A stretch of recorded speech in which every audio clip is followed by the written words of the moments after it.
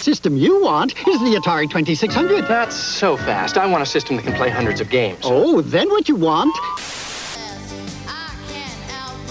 Hey, guys, you should share this important discovery.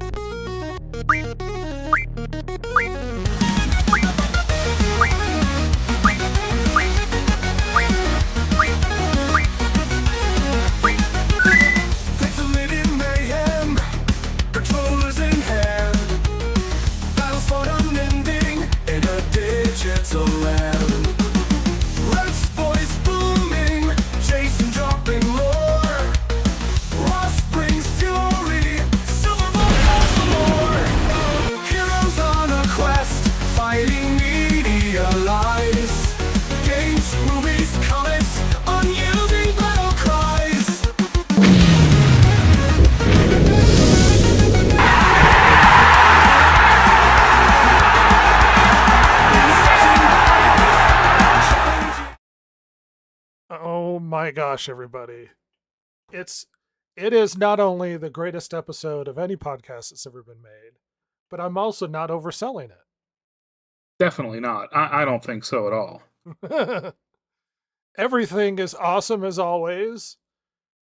Personal life is just getting worse. Nothing bad's happening. What do you mean? And the news is just spiraling out of control.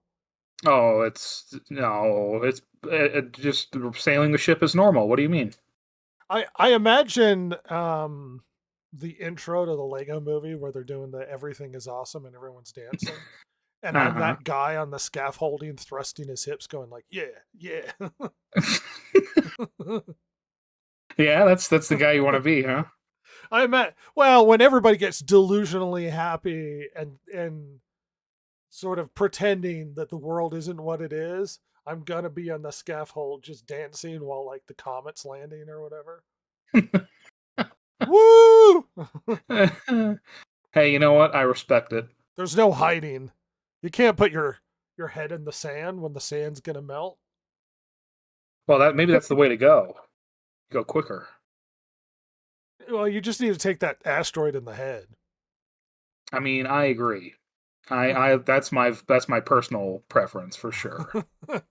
just get as high as you can, and then try and crane your head in that direction. Give yourself a couple inches. Yeah, I agree. I like that vibe.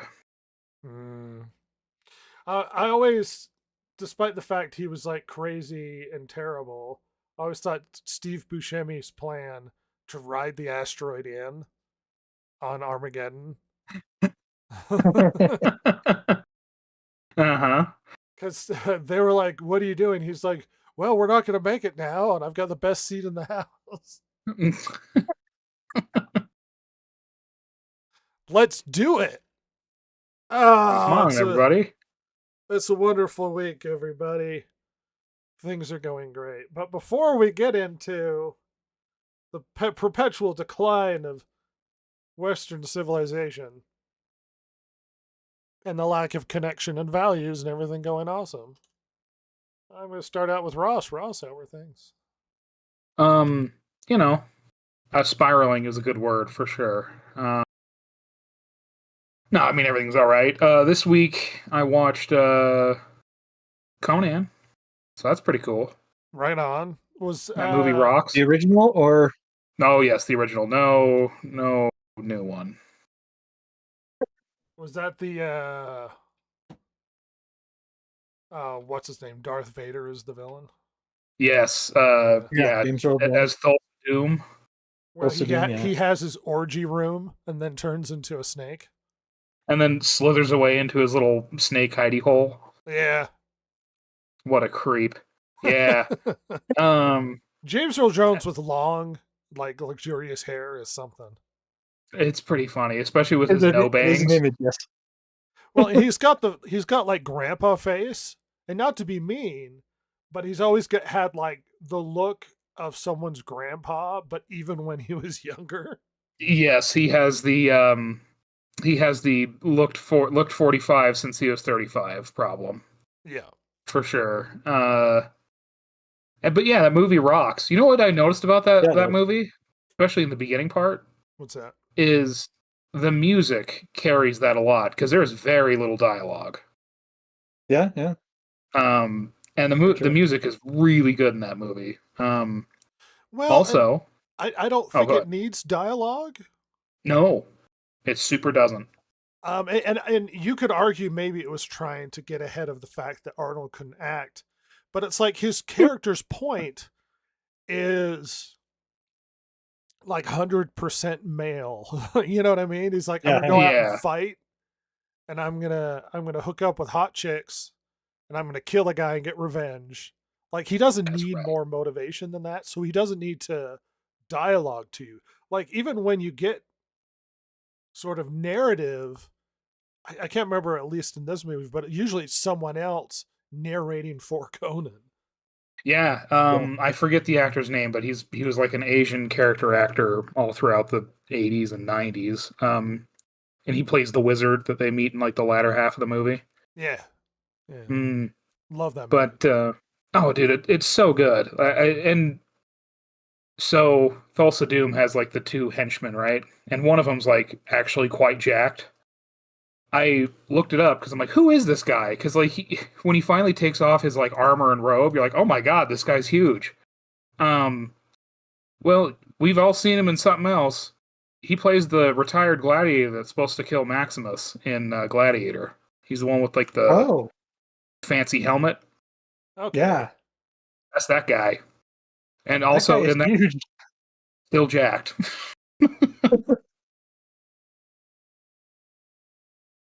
wait, her about to die. Salute you.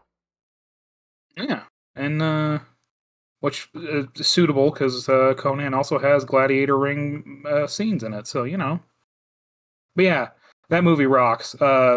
It's interesting to think about a world where Tolkien never wrote The Hobbit or Lord of the Rings, and we just had Robert E. Howard fantasy. And Yes. I'm not saying I'd prefer that world, but it would be pretty awesome. I'm not gonna lie. Um. What was the other story he wrote? Oh, the buckled shoed badass. What's his name? He also did he did, let's see, Howard. Yeah. Solomon See. Kane. Yeah, Yeah. Solomon Kane. Jason googled it. I No, I have didn't. I I have the was about to, entire and I remembered. Solomon Kane book, and I've read the whole thing. I think Mhm. I prefer Solomon Kane.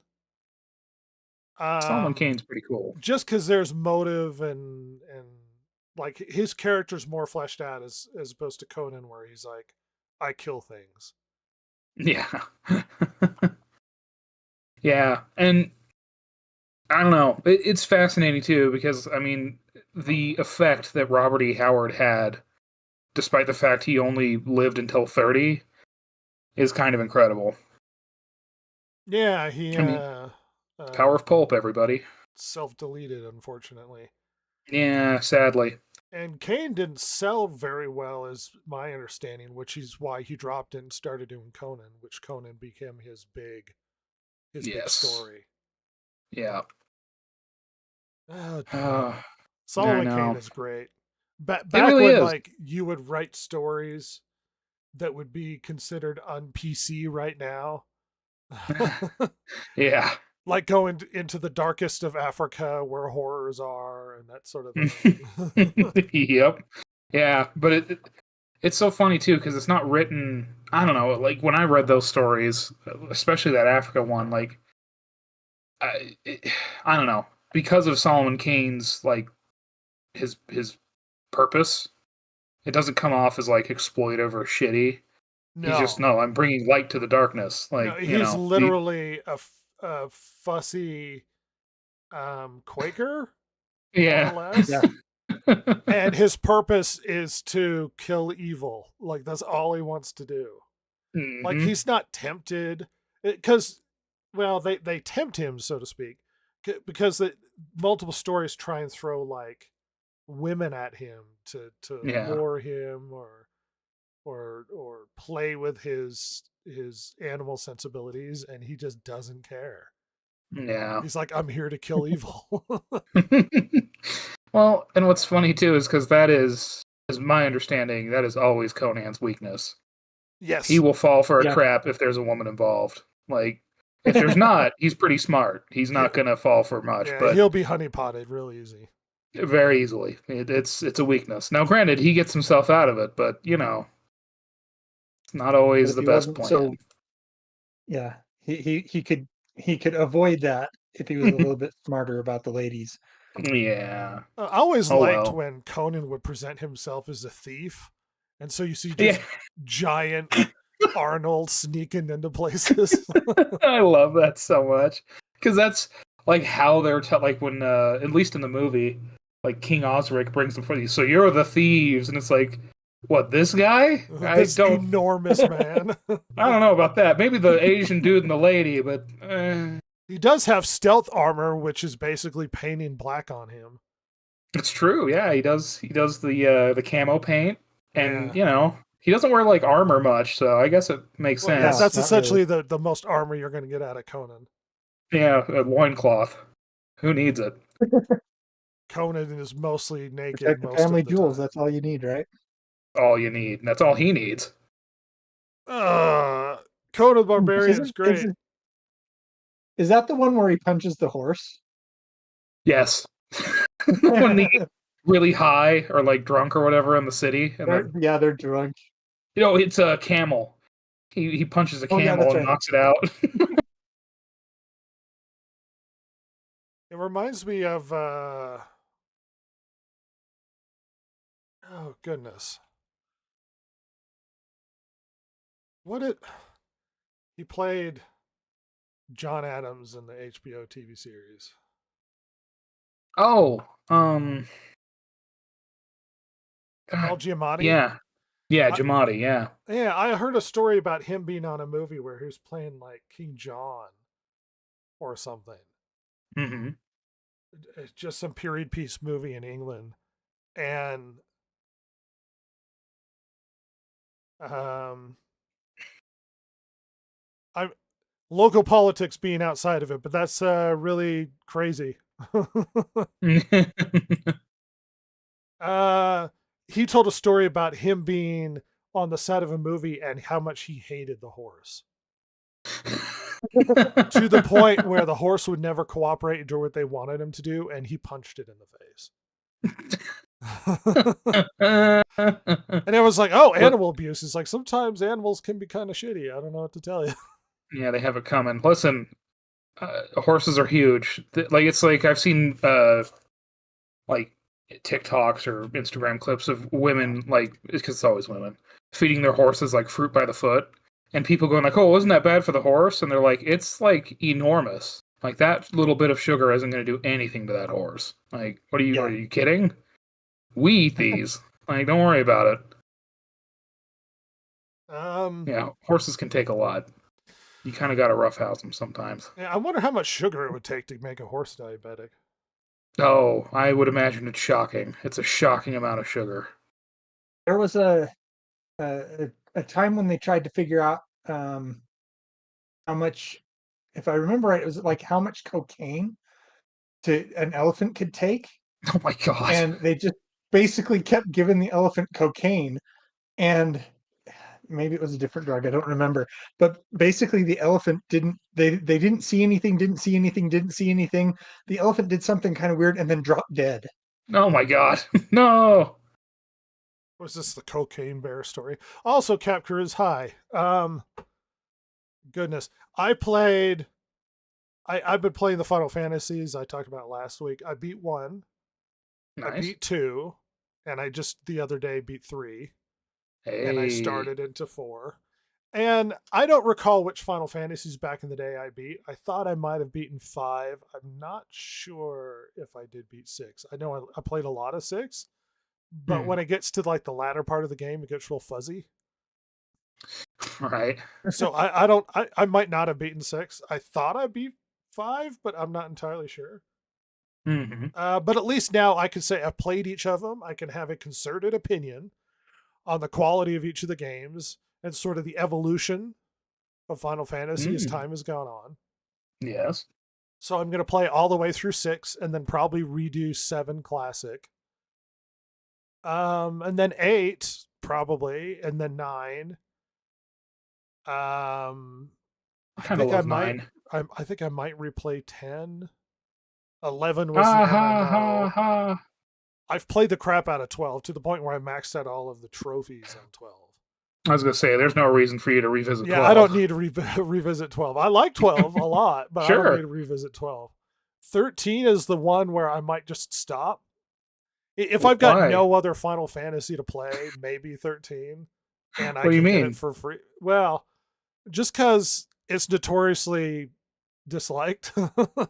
Is the hallway simulator appealing? Is that the problem? I don't. Well, everybody tries to do the cliche of, well, you just don't like a woman. And it's like, I mean, you could argue the main character of 6 is a woman.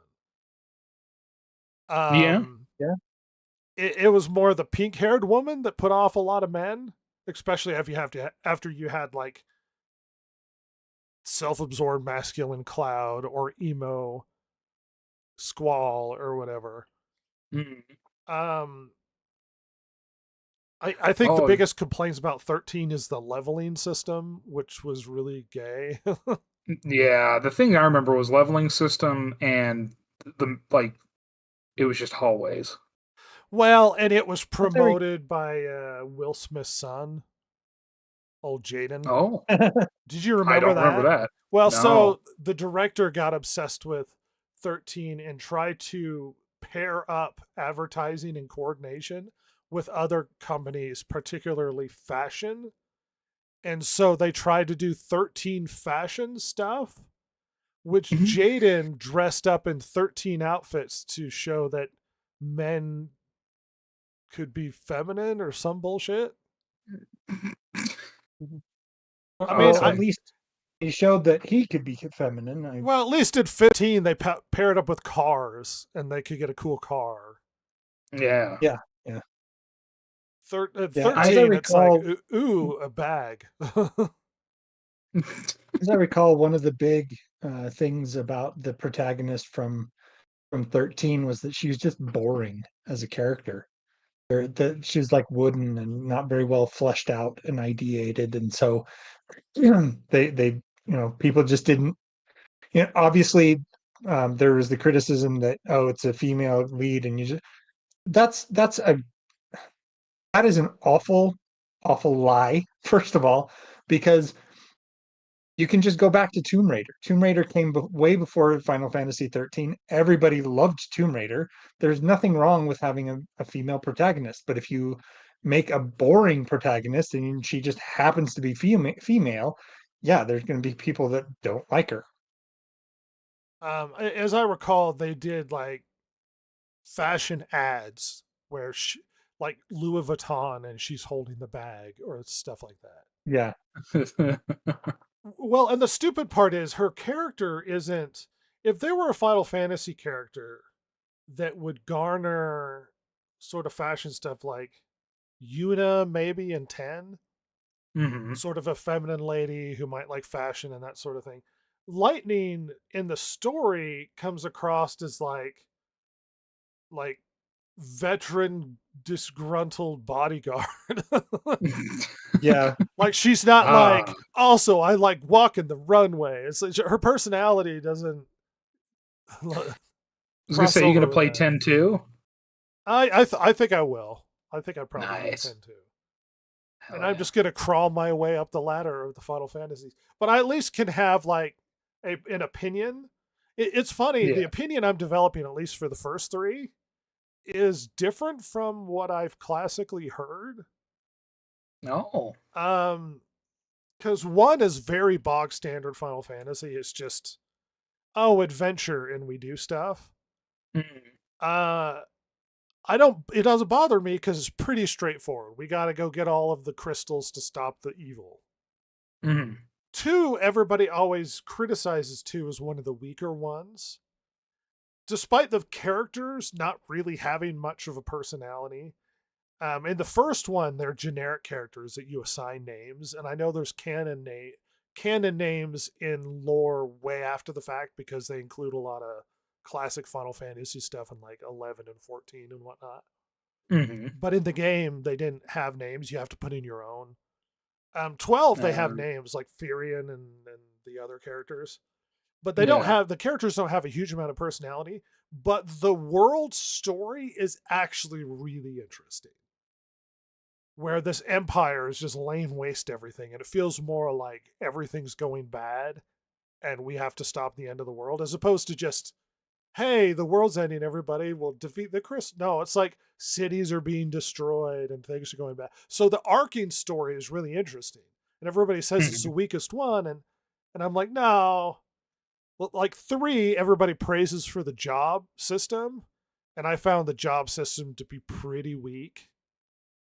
And this is, Okay. and to be fair, I my experience of job system is like tactics, which is probably the greatest job system ever invented. Sure. The job system in 3 is like, eh. And once again, the characters don't have names. I went and found the canon names for them and put them in.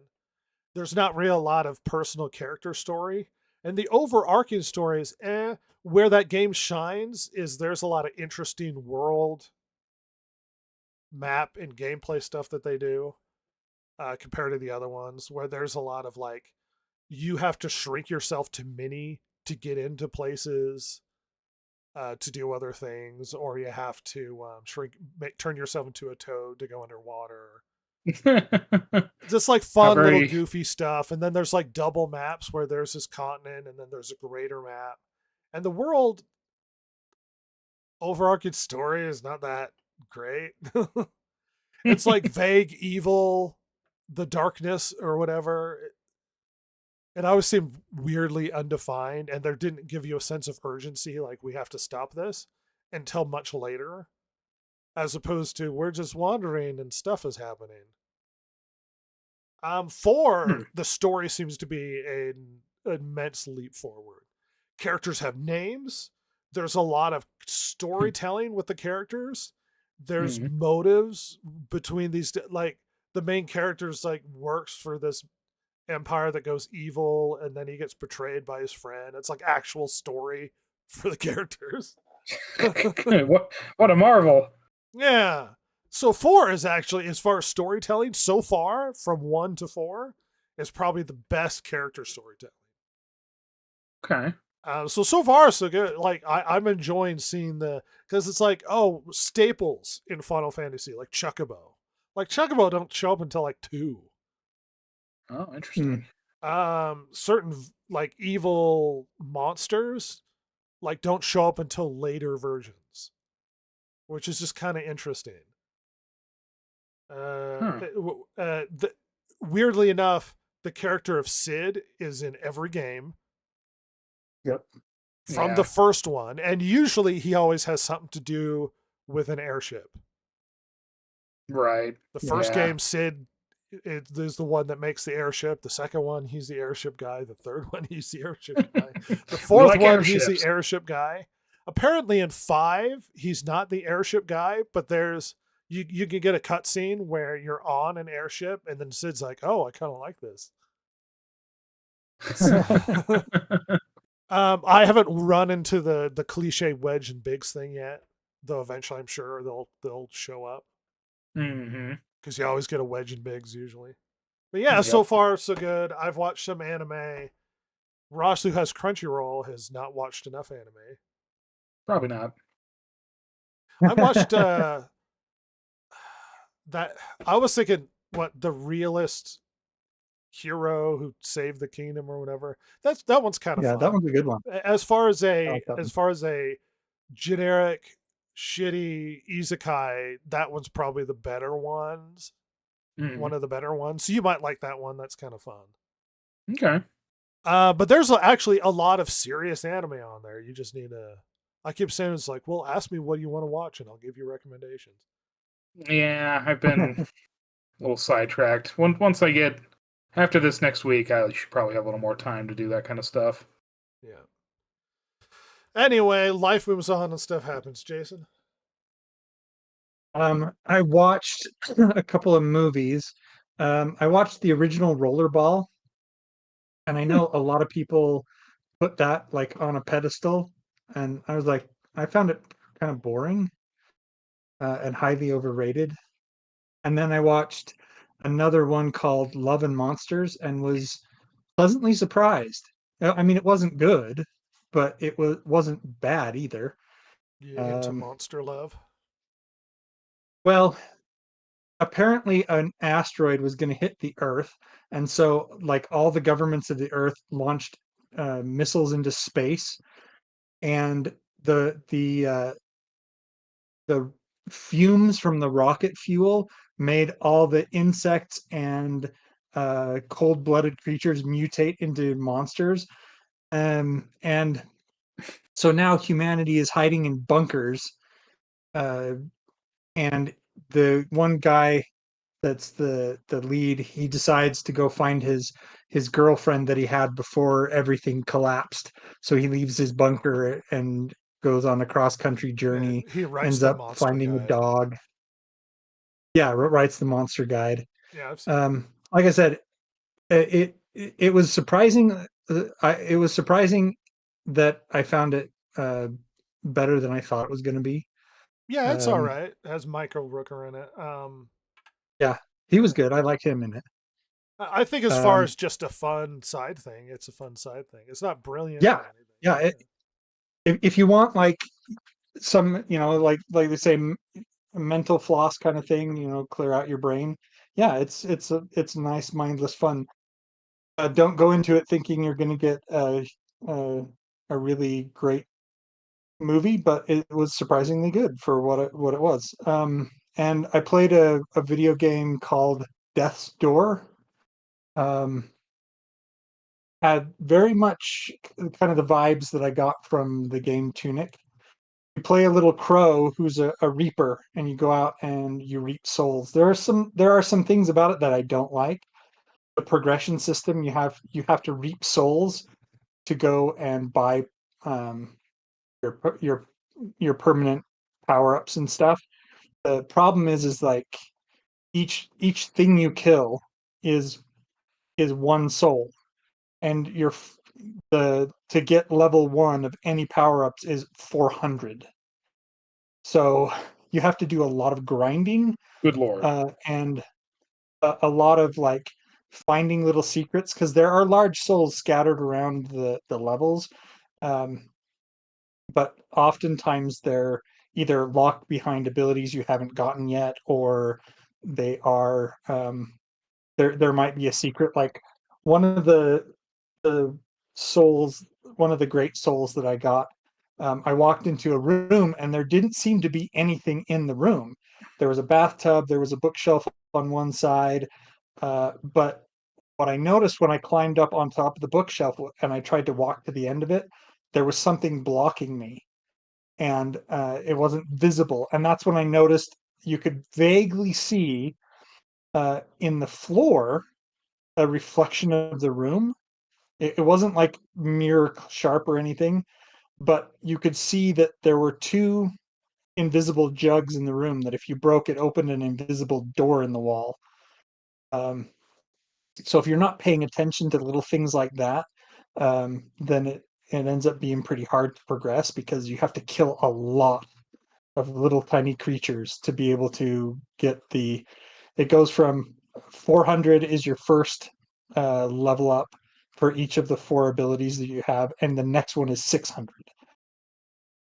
And so it's like it's going to take forever to try to um, get anywhere in the game. But anyway, it's charming in the visuals, and very simplistic in the control scheme. I do have like a bone to pick with um, the developers for the magic mechanic. So you have magical abilities. The problem is that if you want to use them, you have to pull one of the triggers, and then you have to push the A button to power it up, and then you let go of the trigger to fire it. And so anytime you want to use magic, like if you're in combat, don't do magic in combat, because by the time you've powered it up, your opponent is already wailing on you. So it's really only useful in very limited circumstances. So Sweet. Um, you know,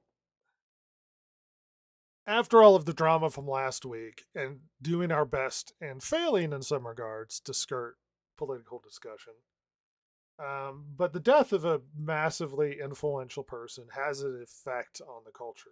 And, and it yeah, cascaded through things like video games and Hollywood media and stuff. So it was valid to bring up.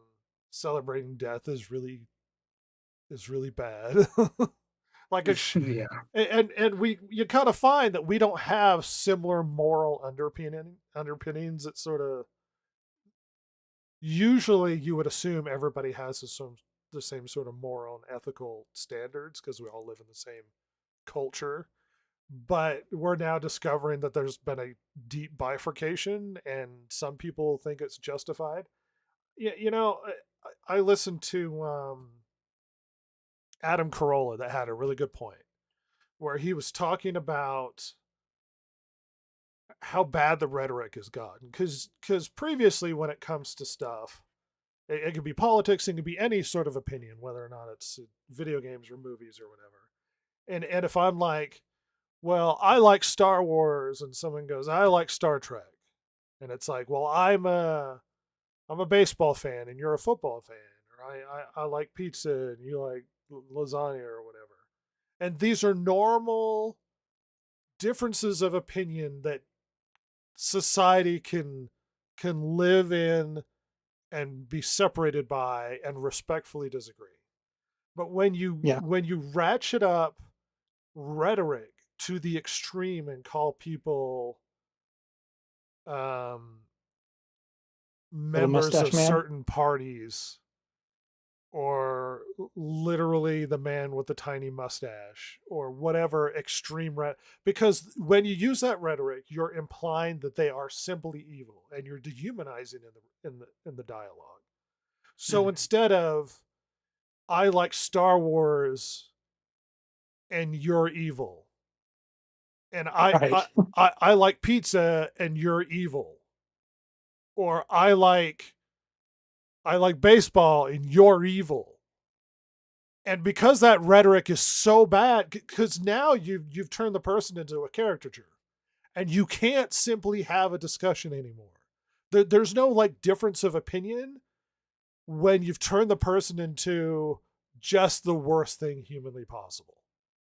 Well, it becomes it comes down to you can't have a dialogue with the devil, and you've made your opponent into the devil. And you don't want to have a And so, dialogue with them.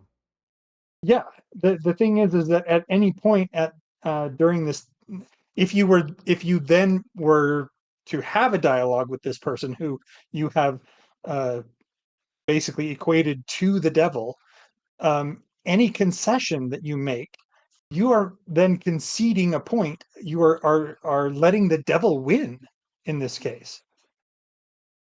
And I'm more than willing to have concerted disagreement with people who I might even think that their opinions are abhorrent. But when you use aggressively excessive dialogue, and you got a lot of that of like the turning someone else's opinion into making it sound like it is not normal or mainstream. The use of far left or far right sort of thing. And it's like Right. Charlie Kirk is pretty middle of the road Republican.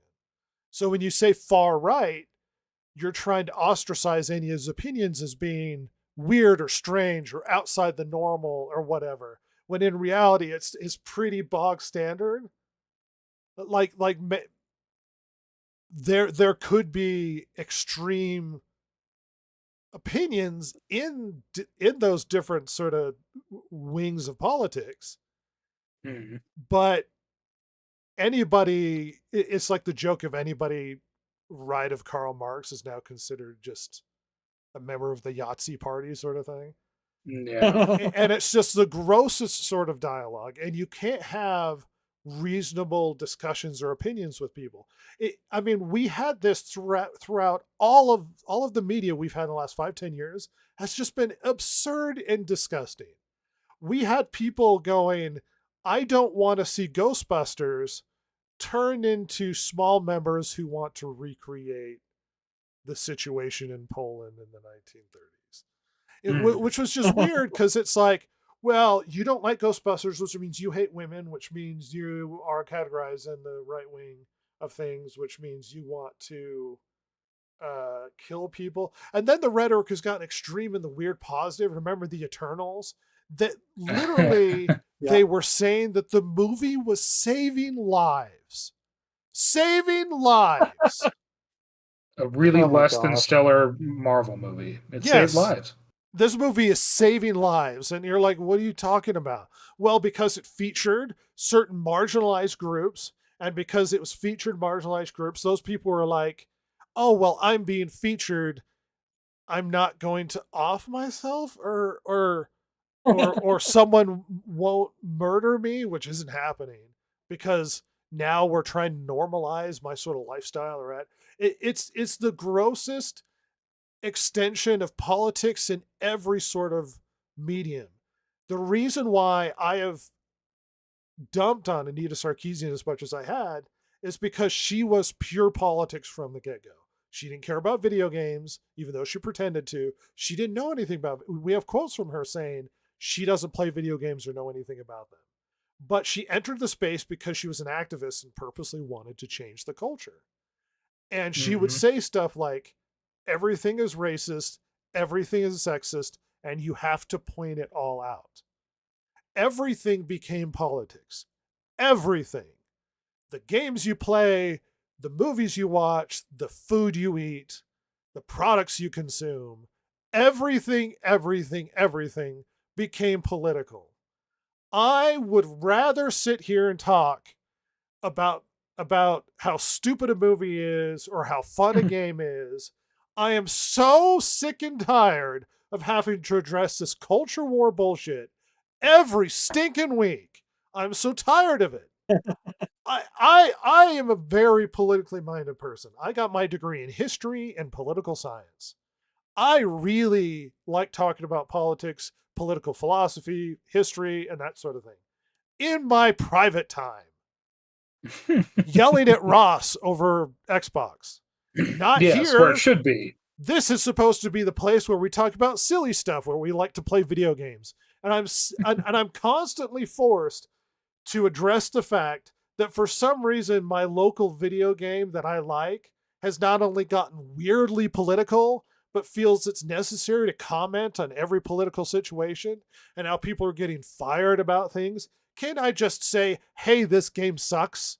Or hey, this game is good? Now every game has to be infused with politics. And now when I say I don't like the game, because it's so infused with politics, I become a bad guy for not liking a game because the game's become so political. The Last of Us is a great game. The Last of Us 2 sucks balls. But if I say it sucks balls, then suddenly I'm a bigot, I'm a homophobe, I hate women, all of these sorts of extra story elements that didn't need to be hyper politicized and inserted in everything. But now the actual products I consume become an aspect of my political statements around the world. I have to support a game or a movie because I have X politics. And I can't support a game or a movie or whatever product because I have X politics. And if you think I'm exaggerating, let me remind you, Skittles was required to have a stance when it came to the LGBTQ community and Black Lives Matter or whatever other dumb bullshit they have to insert themselves into. Every single stupid company had to make a statement. People were bullied online and to put in like black blocks on their Instagram. It's just so exhausting. I'm so tired of the stupid politics we have to address constantly. Can't we just talk about how 2016 Ghostbusters is just a really bad movie? It's just a really bad movie. But no, we have to talk about the fact that they're purposely making it all female because we've had enough male representation and that we have to make them crass and gross, and that it's all women power. And then even if you take all of that, that they themselves are telling this political story. They're like, why are you making it political? It's just a movie about women who fight ghosts. They came out, promoted Hillary Clinton for president on television. The members of Ghostbusters, they couldn't divest themselves from the political dialogue when they're involving themselves in the political dialogue. We had So great. Marvel characters come out promoting Biden during the last election because Trump bad or whatever. And now my favorite Marvel characters are attached to an election. Not just, oh, I like this, or I want to save people and get in my armor. No, I have to comment on the recent election because everything is shitty and everything is political. Everything is political. Everything is sexist. Everything is racist. And you have to talk about it constantly. And it's so exhausting. Yeah, and just to back up on the Ghostbusters thing for just a second, one of the things that really set people off was the initial announcement. It wasn't we're going with funny people here doing a reboot of the Ghostbusters. It was specifically we are doing an all female version of Ghostbusters. They came out leading with that. And if they just said, "Hey, we're redoing Ghostbusters. We're going to get the funniest people we can think of," and if it just turns out that they happen to be female, shocker. But it was the fact that we couldn't have anything that was just, "Hey, this is a new Ghostbusters movie that we're doing." This was, you have to insert the politics. You have to say, starting from the beginning, this has got politics in it, and we're forcing our politics on you. Well, and Ghostbusters is beside the point. I was using it as an easy example. Right. The But the it politics. applies to things too. I'm sorry to finish your thought. Well, I was just going to say it applies to the other stuff too. It's now, when a video game comes out, it can't just be, "Hey, we're making a really fun video game." It has to be, "We're making this video game, and here's our politics." You know what I mean?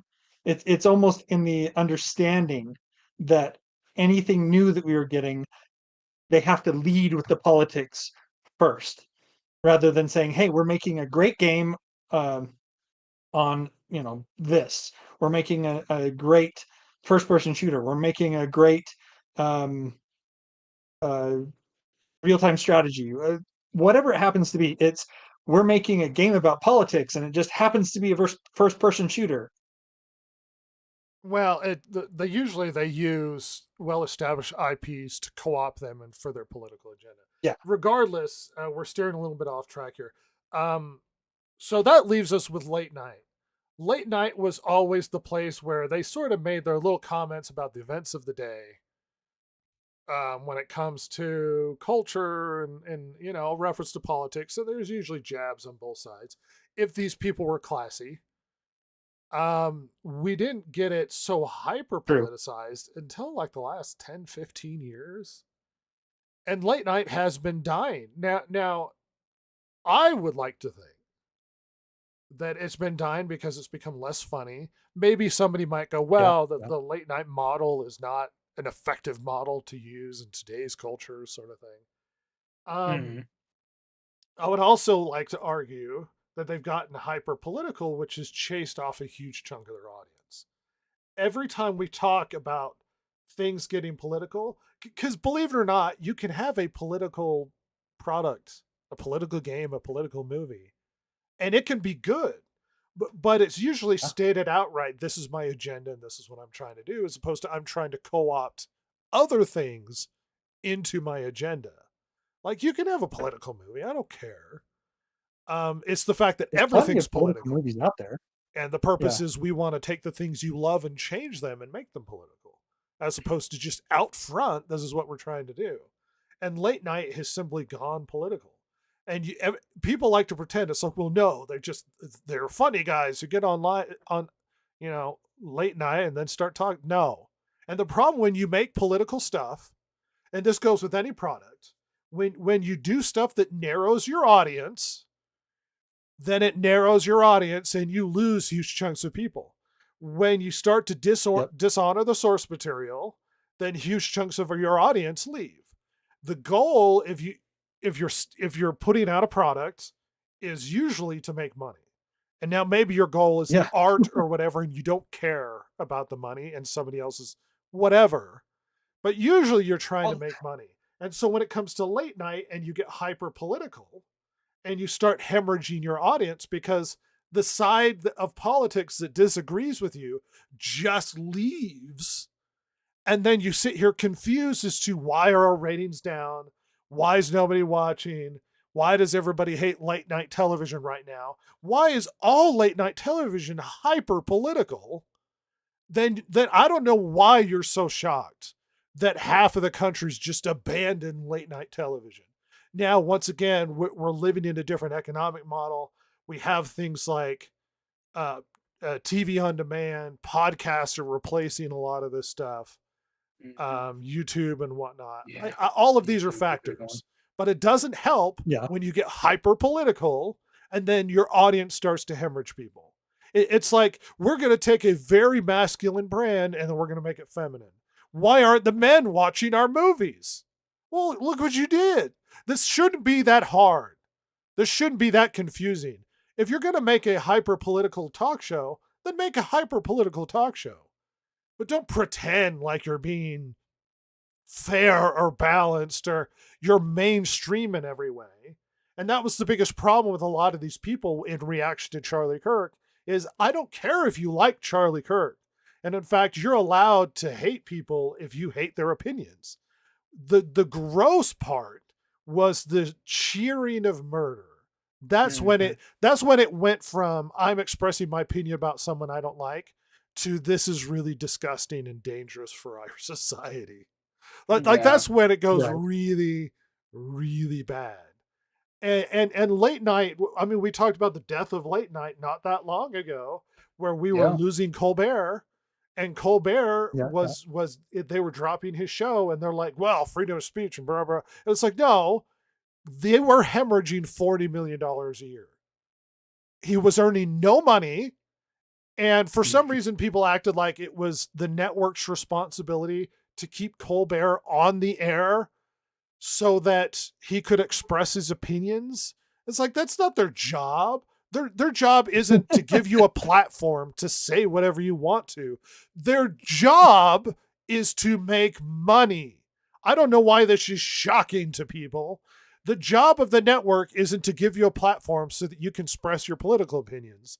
The job of the network is to make money for the shareholders, for the advertisers, for whatever reason so that they can keep people employed. And $40 million a year is an absurd number to hemorrhage with a show that is not turning itself around. It's not getting new viewers, and it's just a propaganda piece for the person making the show. It just is. It's a propaganda piece. You can like the propaganda, but that doesn't mean half the country's responsibility is to watch it. Let me remind you, this is a problem that's happened over and over and over again. We have Terminator, Genesis coming out, and people complain that they don't like the all women or whatever, how they've changed the story or whatever. And the director comes out and says, well, if you don't like this, then this isn't for you because this is a woman movie or whatever. And then none of the men go to see it, and they're like, I don't know why men aren't seeing my movie. It's so weird. I don't know why Republicans aren't watching a show that shits on them constantly. It's really weird, Ross. It's baffling to me. I really like, my brain shatters when I try and think about what they don't want to be subject to your propaganda as you demonize their political opinions on a daily night. How about when Jay Leno was just kind of mediocre man with slightly silly commentary? Oh, Yeah, that's right. I didn't bring up politics a lot. Just kind of making fun of everybody. That's right. But they would bring up politics. It's just kind of both sides sort of thing. Yeah, Jay and it Leno was with like Yeah. very giant chin. obvious. But the goal was comedy.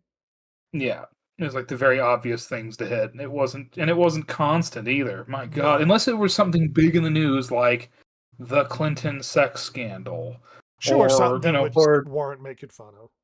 yeah, Or the OJ trial. Ugh. right. But like as far as like politicians, unless there was something huge in the news, I mean, it was every now and then, yeah, as I remember it. But well, it's so fascinating to me. You brought up something interesting, how because we've seen it with movies, we've seen it with TV.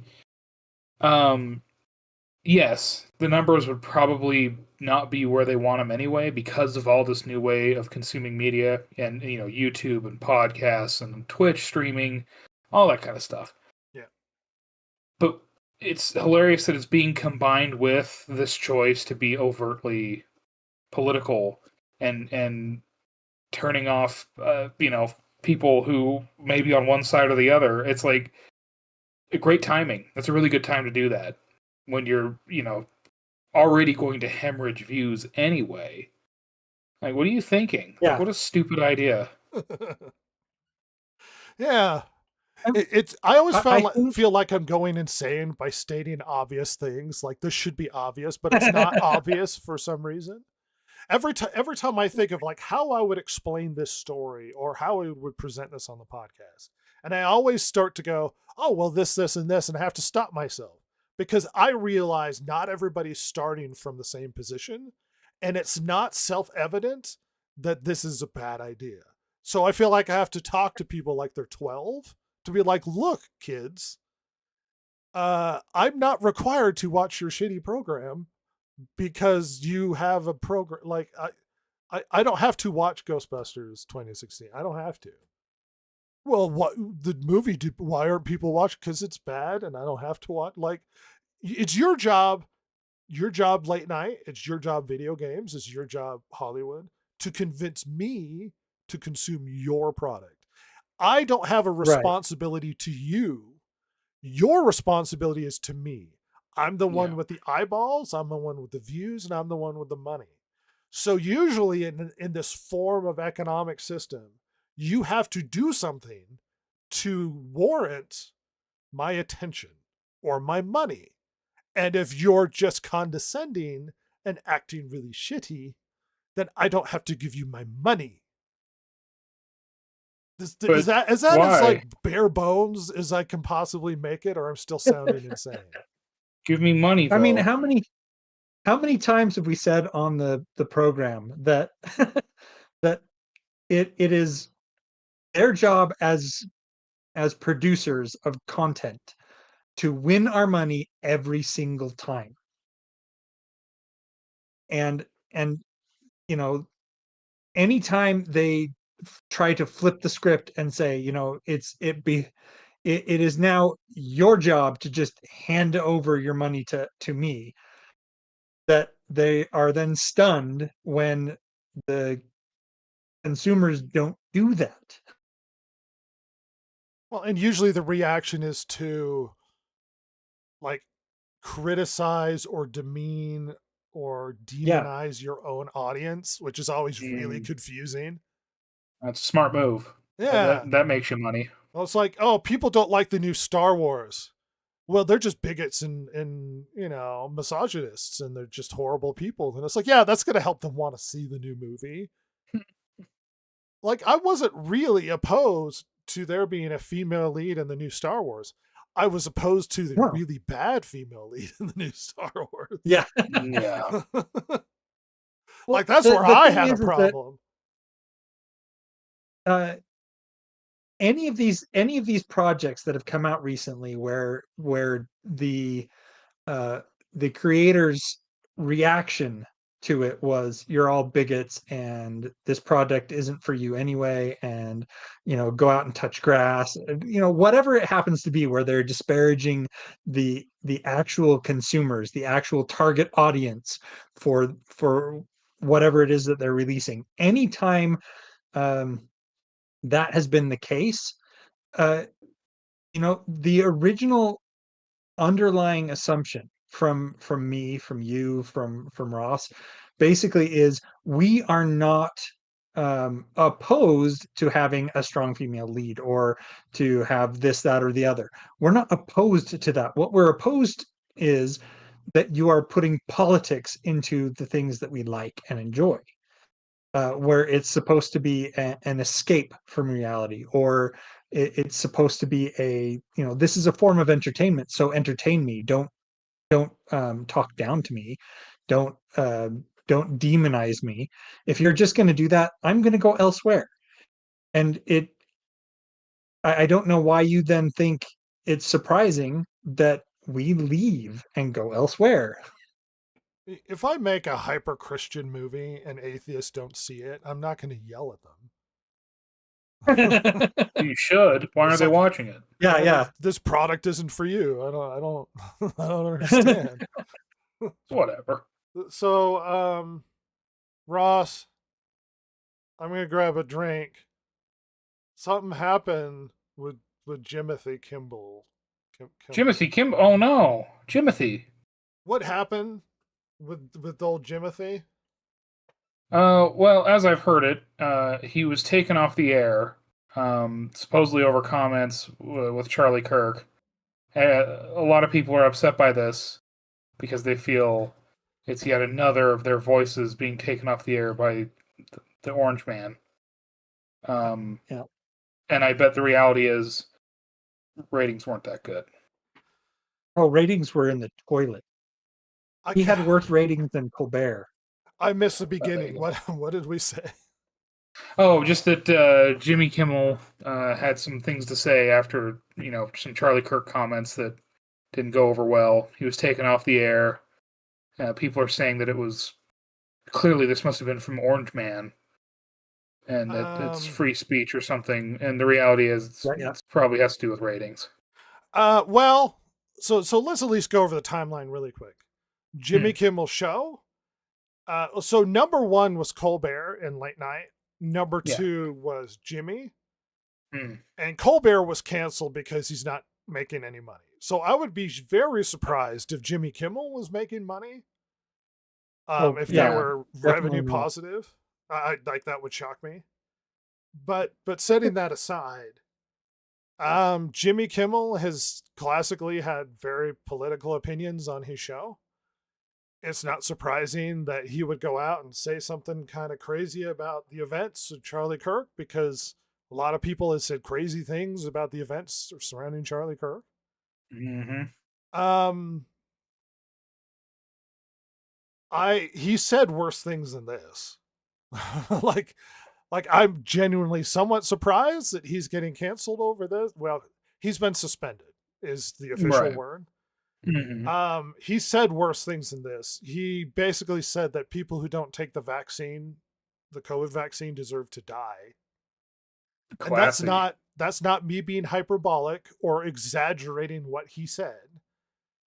He was referring to, if you're going to the hospital and they have to choose someone to save over you or someone who doesn't take the vaccine, then bye vaccine person, sort of thing. Basically, you deserve to die waiting when other people deserve more attention than you because you didn't take the vaccine. Like, he said more scummy things than this. So I was somewhat surprised he got canceled from the Jimmy Kimmel stuff. I would say that this is probably something that was in the making for some time. But so that's a speculation. But before we get there, we need to set a timeline. Okay. So Jimmy. So the assumption people had is that somehow Donald Trump intervened, and this is why Jimmy Kimmel got. That's not entirely true. So there was a distributor that, in the wake of the Charlie Kirk stuff, heard his comments and decided they didn't want to air his show. And they're a major distributor. It's like a third of ABC's distribution. They got a lot of complaints from advertisers, and so a bunch of minor groups were taking it off the air as well. And then this got back to ABC, who ABC said, well, we're just going to suspend him. because you can affect a show much more through the advertisers and through the distributors and whatnot, as opposed to just ABC in general. Now, what did Jimmy Right. Kimmel Yeah, say yeah. that deserves him being suspended? He implied that he flat out said that the murderer was a MAGA person. Now, a lot of people are like, well, we didn't know, like maybe he didn't know at the time or got wrong information. We knew when he said that comment exactly what his motives are. Yeah. We knew the type of person he was. Everybody knew this. So it came across as tantamount to just fabricating information is essentially what people accused it of. Now, here's where I have to talk down to everybody on the internet like they're children to try and explain things. And this is where an important discussion needs to be had when it comes to freedom of speech. Okay? A few things need to be set down, groundwork right out the gate. Freedom of speech is only an American value. Now, I know other people around the world are going, well, we have freedom of speech and you don't, and you don't have any laws to protect it. Literally, America is the only country protecting freedom of speech. Germany, Britain, France, most of the Western world don't have laws protecting freedom of speech. So this is a very important American value. And I realize American culture gets exported around the world and people are like, oh, well, the First Amendment and stuff. And then it's like, no, that's only an American thing.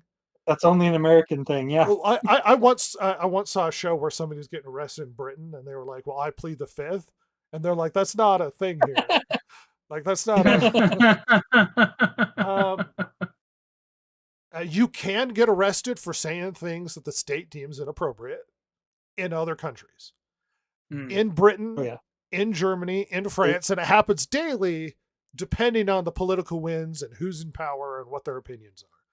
Freedom of speech was always purposely written in order to protect speech, to encourage political dialogue.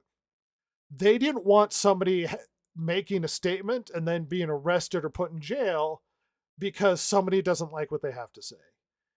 There have been people in Australia that have gone after people for saying things the prime minister didn't like. There have been people in Germany. In America, the purpose was England always has been to arresting people for Twitter stuff. Well, sure. It was always intended to encourage political discourse. Now, we have taken it to extreme to represent all speech. And I am a fairly absolutist, I mean, with some exceptions, when it comes to freedom of speech personally. It obviously was never written to intend that you should be free to insult people whenever you want to, but it's encompassed that now. But it was intended to encourage free political discussion without consequences.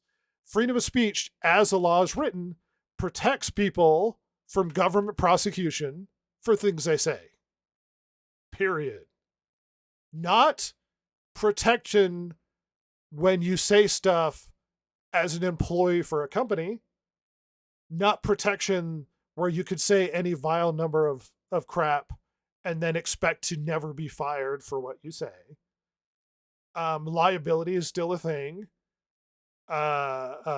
You represent a company or a corporation or the place you work for, and if you don't represent that company well, then they can fire you because they're a private company. Freedom of speech only encompasses speech and the government, and they can't arrest you or prosecute you or whatever for things you have. That's it. So a private company can fire you for stuff you say. They simply can. Now, I would prefer people be allowed to have their own political opinions, and I would prefer freedom of speech to spread as far and wide as possibly can, if not legally, but the attitude of freedom of speech. It doesn't bother me that Jimmy Kimmel has his own opinions. Where it becomes a problem is when he says stuff that's clearly untrue, or where some game company has an employee that says something that's really vile. And it's like, sure, they can have those opinions privately, but when they're public, as a public person, they're representing the company in some way, and it reflects badly on the company, and that's why these people can be fired. I'm sorry, Jason, you were going to intervene. Well, one of the things that has been, really getting on my nerves somewhat recently, and you touched on this, but everybody seems to think that the freedom of speech means I can say whatever the heck I want, and there will be no consequences whatsoever. And um, we always have to boil this down to no. Freedom of speech means that the government's not going to come after you for your speech. If you say something inflammatory and somebody hits you in the face, that is a consequence of your speech. And yes, that person may be then uh, prosecuted for a different crime, but the fact that they punched you in the face is not protected. You're not protected from the freedom by the freedom of speech from having a consequence to your actions. And these people that are going online and spewing all this vitriol and then getting fired from it, fired as a result of it, they're all like, well, what about my freedom of speech? It's like, do you see the government coming after you? Is the government fining you for your opinions? Is Then you had your freedom of speech. You may not like the fact that you got fired for it, but your freedom of speech was not infringed. The government did nothing to you. You did this to yourself. Um, and the gross part about freedom of speech is people always treat it as that means I can say vile things to you. And Yeah. it's like, I mean, in a polite culture in Western society, I lament the idea that you're just simply using the freedom to express your political beliefs as a tool to harass. Like, that just Yeah. makes me feel bad, the direction our society has gone. But, Mhm. this is the world we live in. Here's where we have a problem with Jimmy Kimmel stuff. Uh, Clearly, he's a liability in some regard. He reflects badly on ABC. Maybe the company's not doing very well financially. A lot of the reasoning and excuses, as Jason alluded to earlier, is that this might just be a reason to get rid of him because his show's probably hemorrhaging money. Yeah. Here's where it gets muddied. So, first, we have the head of the FCC come out and go, well, we're going to look into it. And you're like, well, freedom of speech. There could be questionable legal issues because he's on public television, not cable, and he's spreading misinformation, and there are laws about deliberately going on television and trying to spread misinformation. Mm. There's Yeah. questions about looking into it. Sure, people saw that as, well, he's making threats and ABC panicked. Trump has made goofy threats over trying to get rid of Jimmy Kimmel before, and ABC Well, never one of the said anything or rolled their eyes. The other yeah, one issue of the things. is that, well, let me finish. The other issue is that Pam Okay, Bondi, the uh, AG. the AG, Fair came enough. out and said, well, we have freedom of speech, but not freedom to say hate speech or whatever. I'm paraphrasing.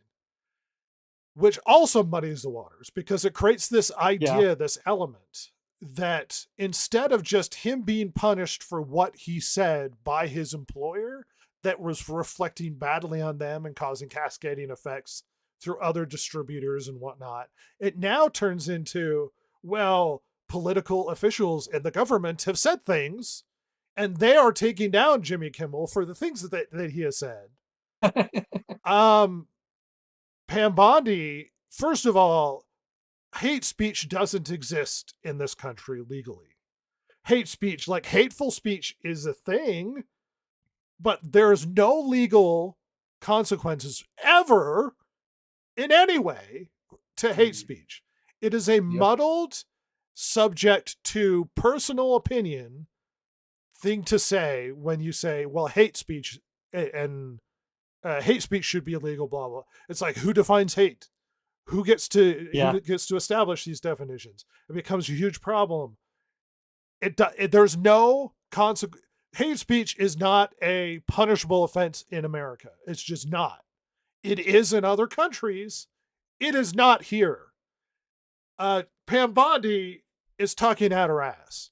And as a conservative person, it makes me feel really icky when she starts to bring up vague reasons to punish people over stuff that they say. Pam Bondi is absolutely wrong. Now, does the head of the FCC have a point where we're going to look into it or whatever, and that there might be some issues because he's spreading misinformation? Maybe. And hopefully they follow the law, and if there's consequences, then whatever. The only reason why he was fired is because ABC decided he was a liability in some respect, whether politically, culturally, socially, whatever, and that it was causing cascading problems with distributors and others, and this might be an excuse to just fire a guy who's hemorrhaging money. It muddies the waters when the government steps in and goes, well, Jimmy Kimmel sucks, and we need to get, and they make comments like somehow there's pressure, and this is somehow now Donald Trump got Jimmy Kimmel fired. Donald Trump didn't get Jimmy Kimmel fired. None of that happened. But it now looks uglier because people in the government are saying things. Donald Trump hates Jimmy Kimmel. It's just a fact. He doesn't like the guy. And he makes snotty remarks when he gets fired. Flat out true. Did Jimmy Kimmel get fired because of Donald Trump? No. Is he getting consequences from an employer for saying things he shouldn't be saying? Yes, it looks like that's essentially what happened. Is the show canceled? No, it's not. It's suspended. You were going to say something, Jason? Well, just back to what Donald Trump said right after Stephen Colbert got, basically Stephen Colbert, when his show, he basically said that his show was coming to an end. Donald Trump's comment was something like, Jimmy Kimmel is next. And people have been taking that to be that Donald Trump was targeting Jimmy Kimmel, the government, blah, blah, blah.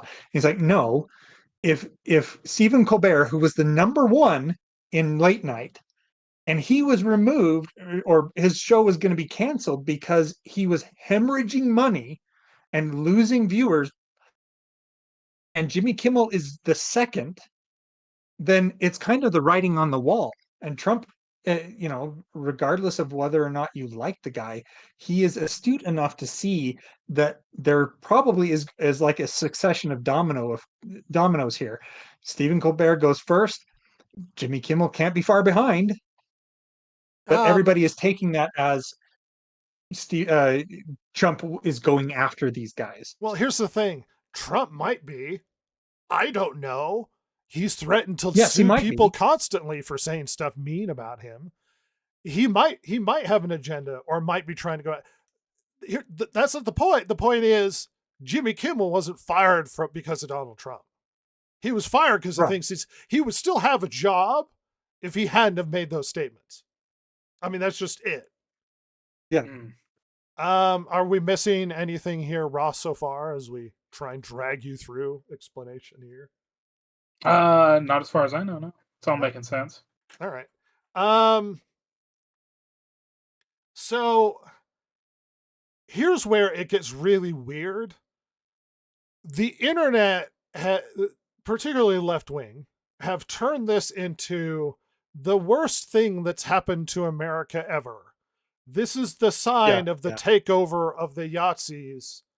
This is the sign that we no longer have a free country, because freedom of speech is no longer viable or on the table. And this is violating all principles. I get that you're trying to turn Jimmy Kimmel into a martyr. They just murdered someone for his speech.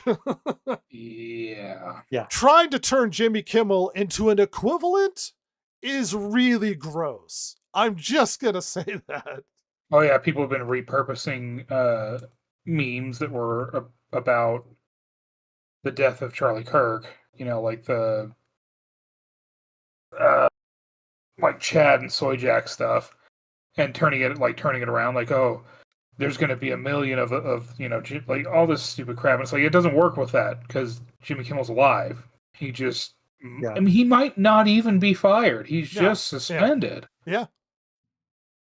He can come back with a bigger show. We don't know. I mean, the odds are low, but still. Yeah. Who was the third in the late night? There was Stephen Colbert was first, Jimmy was second, and there was a third.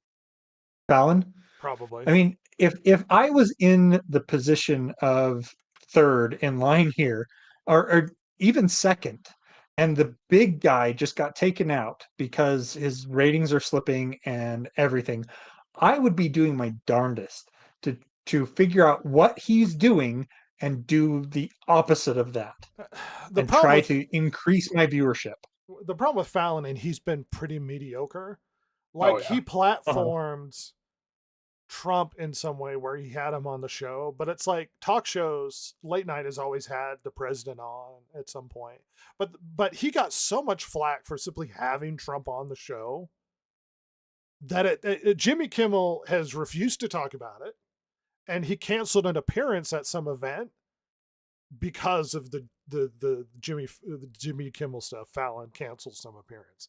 There's been an effort by a lot of these other guys to simply avoid the topic, which is probably the safer direction to go.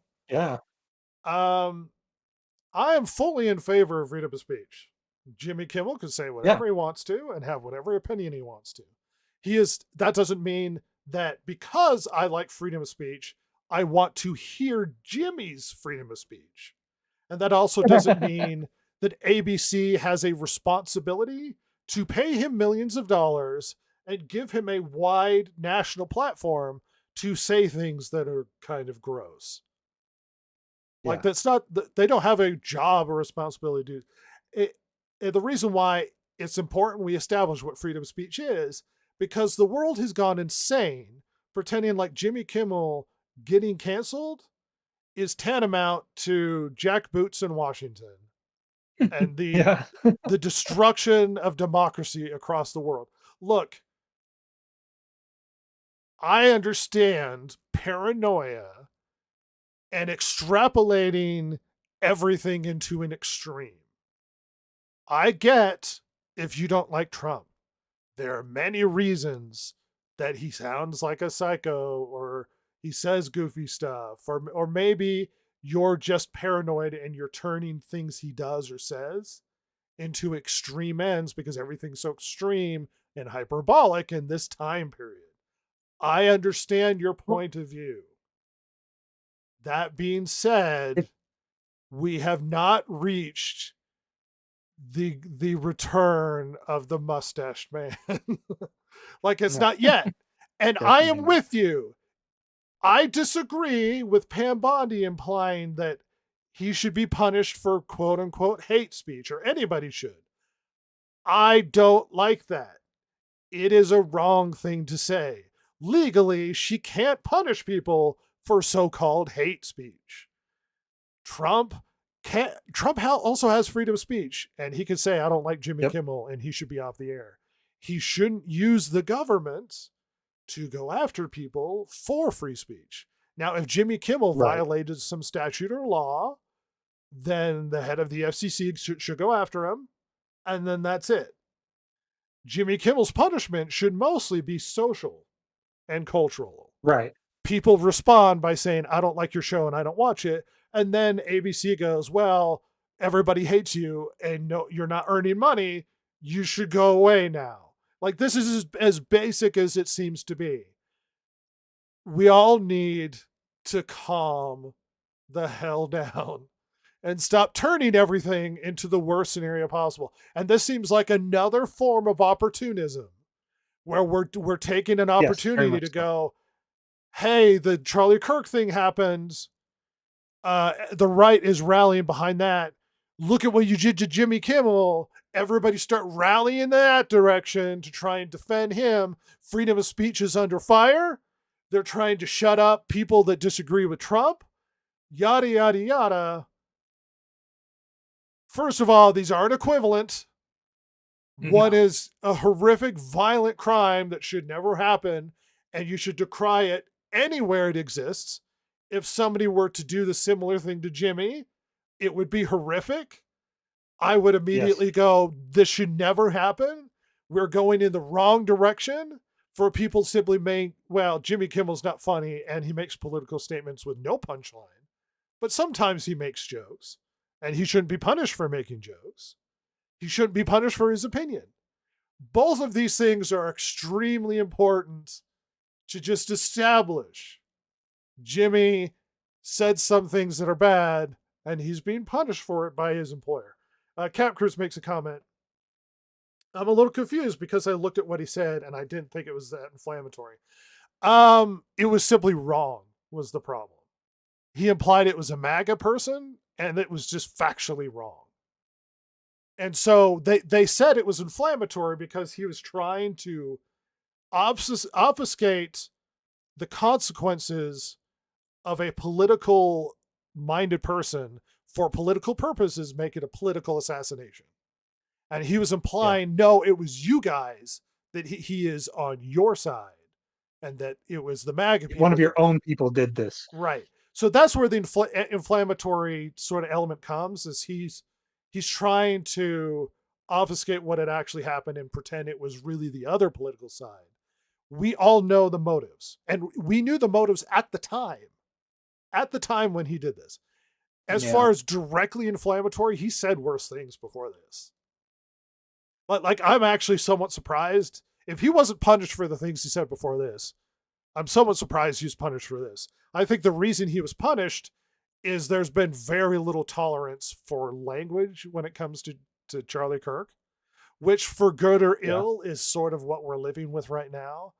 I don't think there should be tolerance for championing murder. But coming out and saying, I hate Charlie Kirk and he's a scumbag, is extremely tasteless and gross, but not punishable. You know what I mean? Yeah. Maybe punishable in the social ostracizing sort of way. But I'm sorry, Ross. Exactly. That's No, I was just agreeing with you. But yeah, no, you're right. It not directly inflammatory. He just implied it was the other guy, which sounds more like spreading conspiracy theory than anything. But the problem is, I would almost better. say it's, not to get too into it, but like there was I would argue a purposeful misinformation push. Yeah. As more information definitely. was coming out. Now, that is conspiratorial maybe, but like it was just so blatant. And I think it wasn't like, they told them to do it. I think it's just political survival tactics, and it just happened that everyone was just doing it at the same time, mostly by happenstance. But it's still, I believe it was concerted effort, and it was gross. And especially where I think it's kind of working on people a little bit. As time goes on, a little less so. But it, for a couple days there, you had a lot of people parroting the complete misinformation, and it was infuriating. Actually, it was a right-wing person, not a left-wing person. So. Yeah, it's like, okay. You pretty much can only conclude one of two things. He either is very stupid and extremely misinformed, or he purposely was trying to lie and he knew better. I could believe either.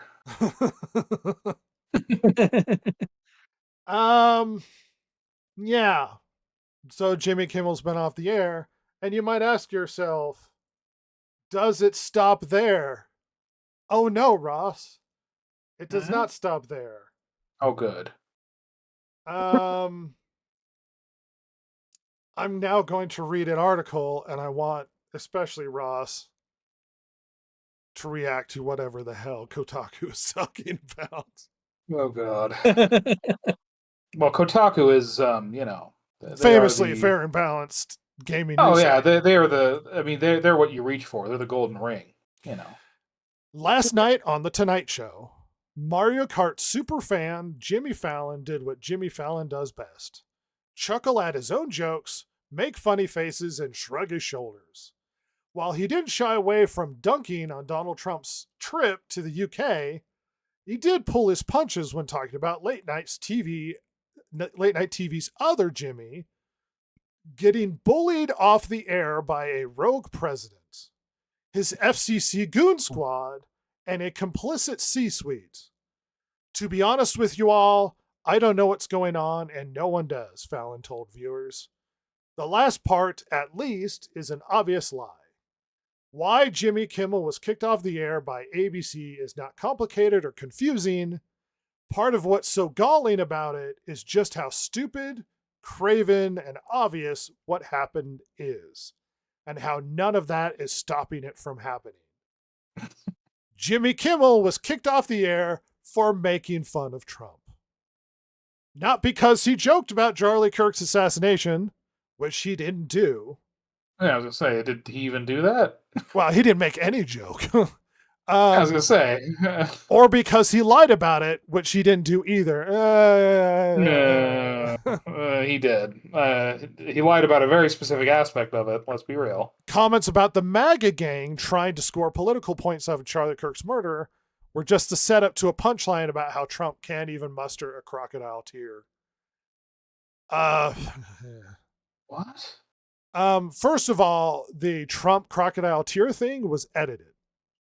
Now, take that a conspiracy what you will. If you want to look into it privately, you can. There was no punchline, though.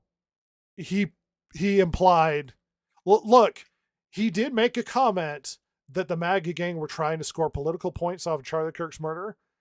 Gross, but in some ways, sure, I guess. I mean, whatever, you know. What you aren't saying is that he pretended that it was a right-wing person who did it, which is where the problem lies. Yeah, that's the freaking Kotaku. Wow, they're not being totally honest. That's really weird. Anyway, how Trump can't even muster a crocodile tear over the right-wing podcaster's death before gushing about his White House renovations. No, that's real. You can watch the tape. You can read the transcript. There's no ambiguity in what transpired. No, there wasn't, and you seem to be ambiguous as to what actually happened. There was no ambiguity about what he said.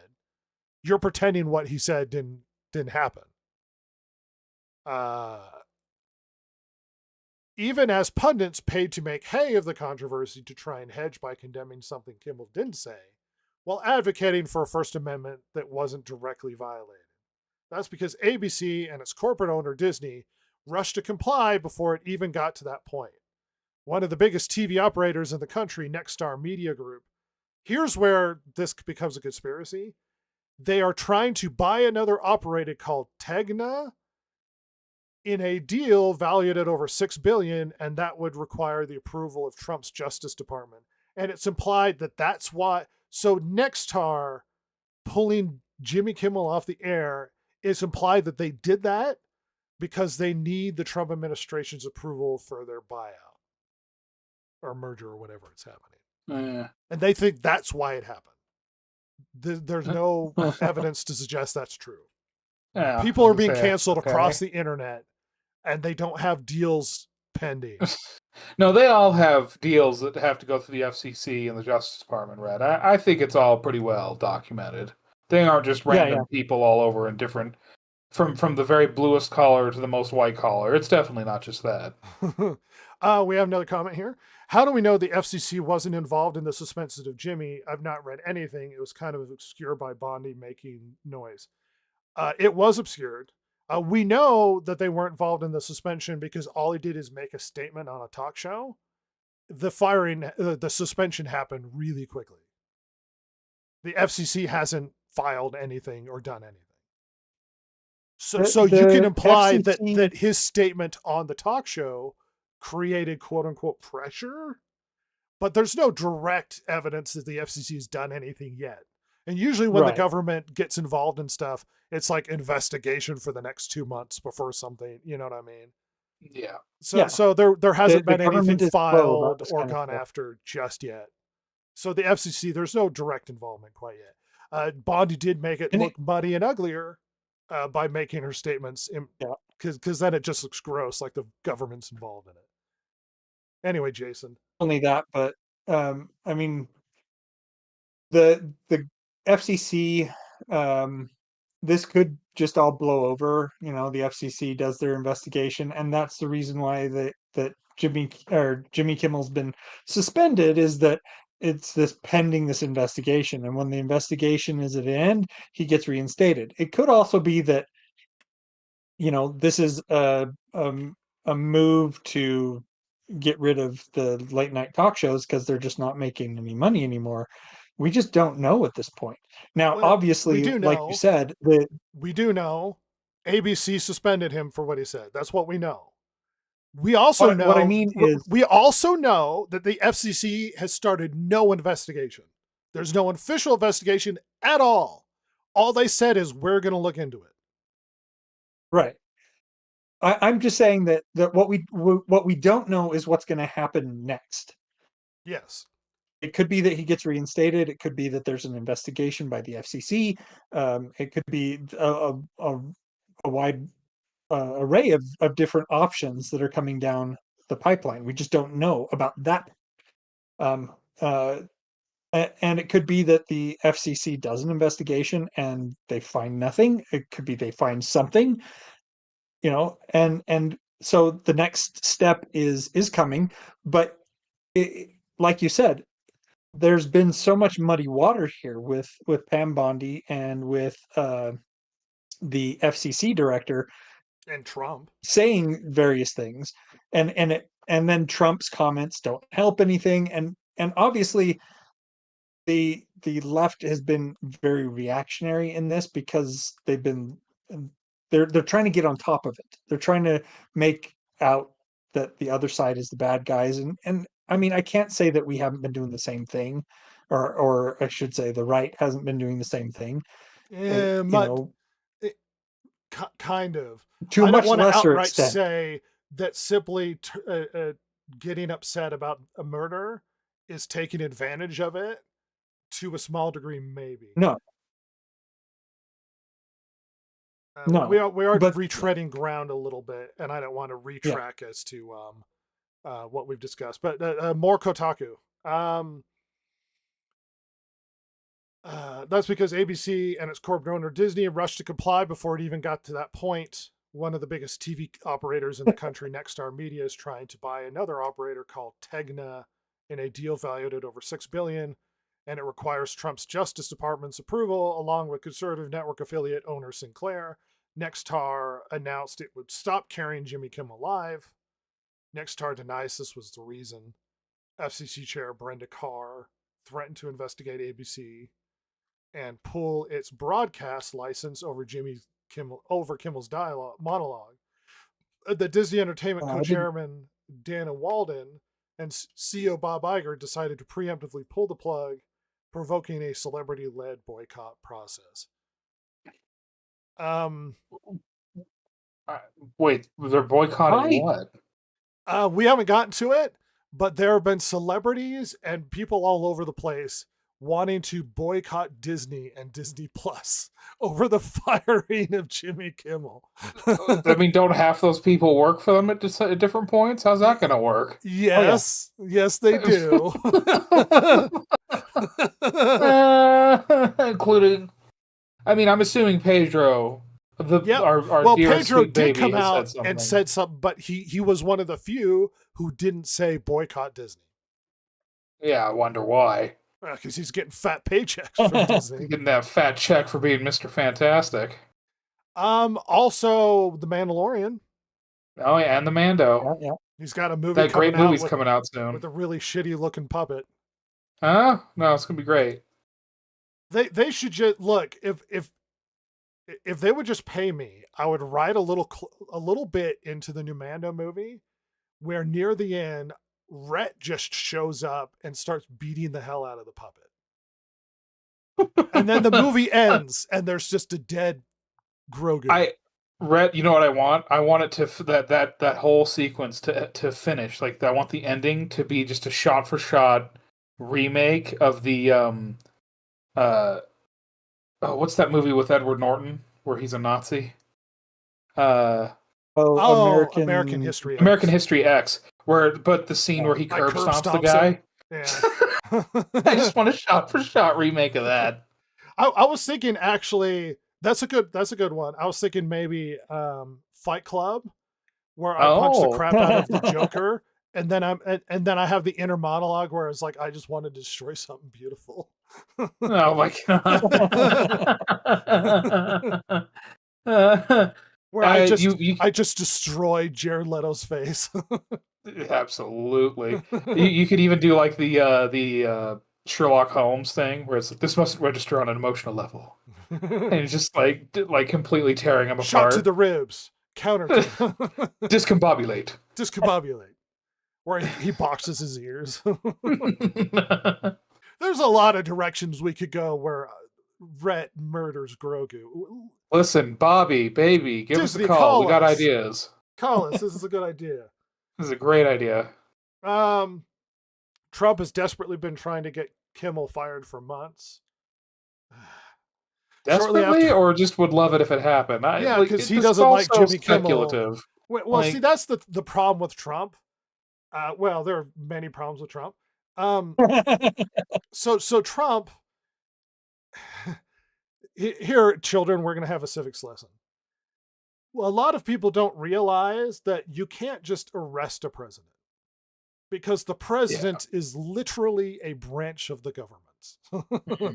Right. He is the executive. So if the president breaks a law personally, you can't just arrest the president. He's not a human legally, really.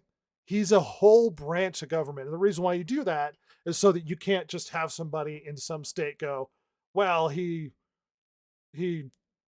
trespassed on some property and we're going to put the president of America in jail. Like you can't, because now it's just people using political agendas to go after other politicians.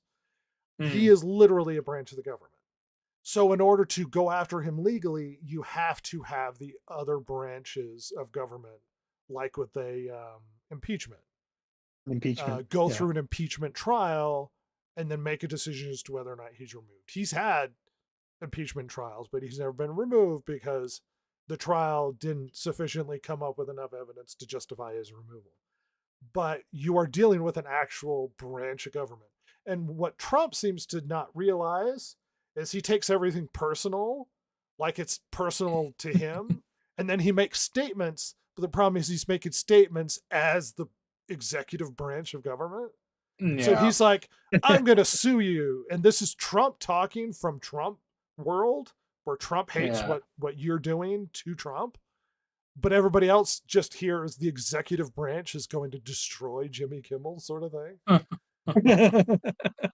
So he doesn't seem to understand that there's a difference between I'm going to sue you for libel as a private citizen as opposed to you make these statements as the president. And it's like the executive branch of the largest, most powerful government in the world is going to sue you.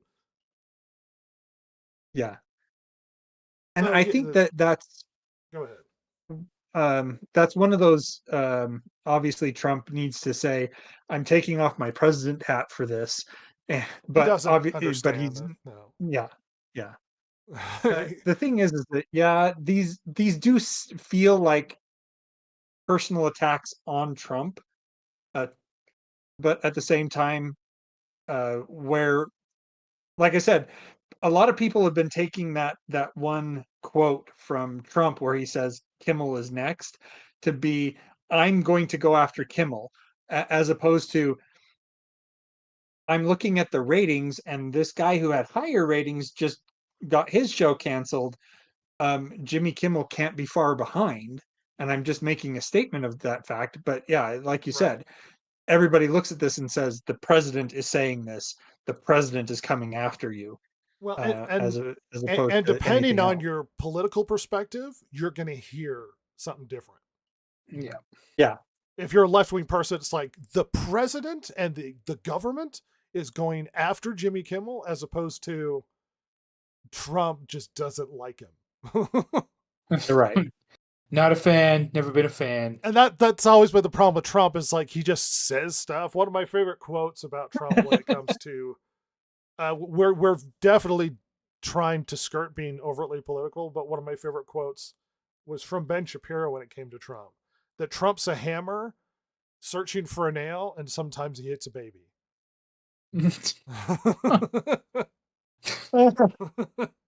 Didn't they take Trump's Twitter account away from him when he was president the first time because he would say just random stuff? No, it was after he was president that they banned him Oh, from social media to stop him from saying whatever he wanted to. And after he became president again, yeah, he got it back. Hey, Trump's part of the yeah. culture, and we got to deal with him. He's part of it. Uh, Trump's been desperately trying to get Kimmel fired for months. Shortly after Paramount sacrificed Stephen Colbert, they sacrificed Stephen Colbert to get its merger approved. Oh, Jesus. It's not the $40 million a year being hemorrhaged. It's Yeah, no, they sacrificed okay. Colbert to get their merger approved. It's definitely not tens of millions. Oh my being gosh, lost. Kotaku. Oh. No, we're gonna go for the most conspiratorial way possible. That's what we're gonna do. I mean, if you live in Kotaku's world, or at least this writer's world, they're sitting there going, well, it's not that nobody likes their shows. It's just Trump is getting rid of people that disagree with him. And it's like, is that an accurate portrayal of what's going on? Look, I'll admit Trump doesn't like these people, and he might even turn to somebody who's like, look into that shitty Jimmy Kimmel, see if we can't. But then it's like legally, it's like, well, they can't do anything. Yeah. So Trump says stuff because he doesn't understand what he can or cannot do, I believe. But yeah. What was that quote that he said that he was going to have like the Justice Department? Oh, it was whether or not the president was supposed to uphold the Constitution. That's what it was. He was like, I don't know. I'm having the Justice Department look into it. Trump just says stuff. That's what he does. Yeah. He'll always give you a quote. Ross, any reaction to we all know what really happened with Jimmy Kimmel and that it was because he made fun of Trump? Well, you know what? We all know why we can't go to Antarctica. They're hiding the ice wall from us. So, I agree, Kotaku. I love the way they're doing it. It's great. It's real smart. Flat Earth for life. Absolutely.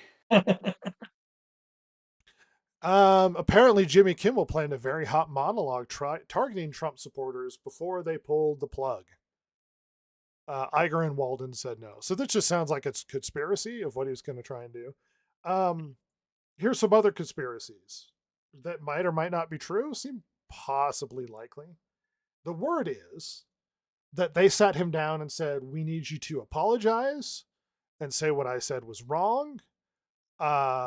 We need you to apologize to Kirk's family, and that we're going to air something about like the life of Charlie Kirk or something. And apparently Kimmel refused to apologize and doubled down, and that's why the suspension happened, because they couldn't get him to agree to apologize and make up for it. I can believe that probably happened. That he just wouldn't I don't think that's outside the realm of reality.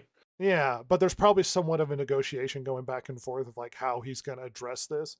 Because it feels like knowing Jimmy, his knee-jerk reaction is to go back up on the next show and be a firebrand and start yelling about what happened, which is not going to make it better No. in any way whatsoever. It's not going to improve the situation. The thing is that, even if he doesn't want to apologize to the family and stuff, the least he should do is say, I misspoke. I said something that was wrong, and I'm here to correct it. Well, I mean, that you don't that know is the if least. he believes it or not. That's yeah. true. I mean, but even if he does believe it, I mean, listen, like a billion other people in the limelight have done before, bullshit. Or, I mean, hey, if not, I respect it in a way. I mean, I think you're a fucking idiot, but, stick to it, I guess. But goddamn, how wrong can you be? Yeah. Or the crazy conspiracy coming out of Candace Owens that the Uden did it. Yeah, well, clearly, Rhett. Clearly they did it. Oh, things are awesome. Even Disney stars are joining the calls to boycott the media giant after ABC suspended Jimmy Kimmel's show. Oh my gosh, Fortune, you suck as a website. You know what? I didn't want to read your crappy website anyway.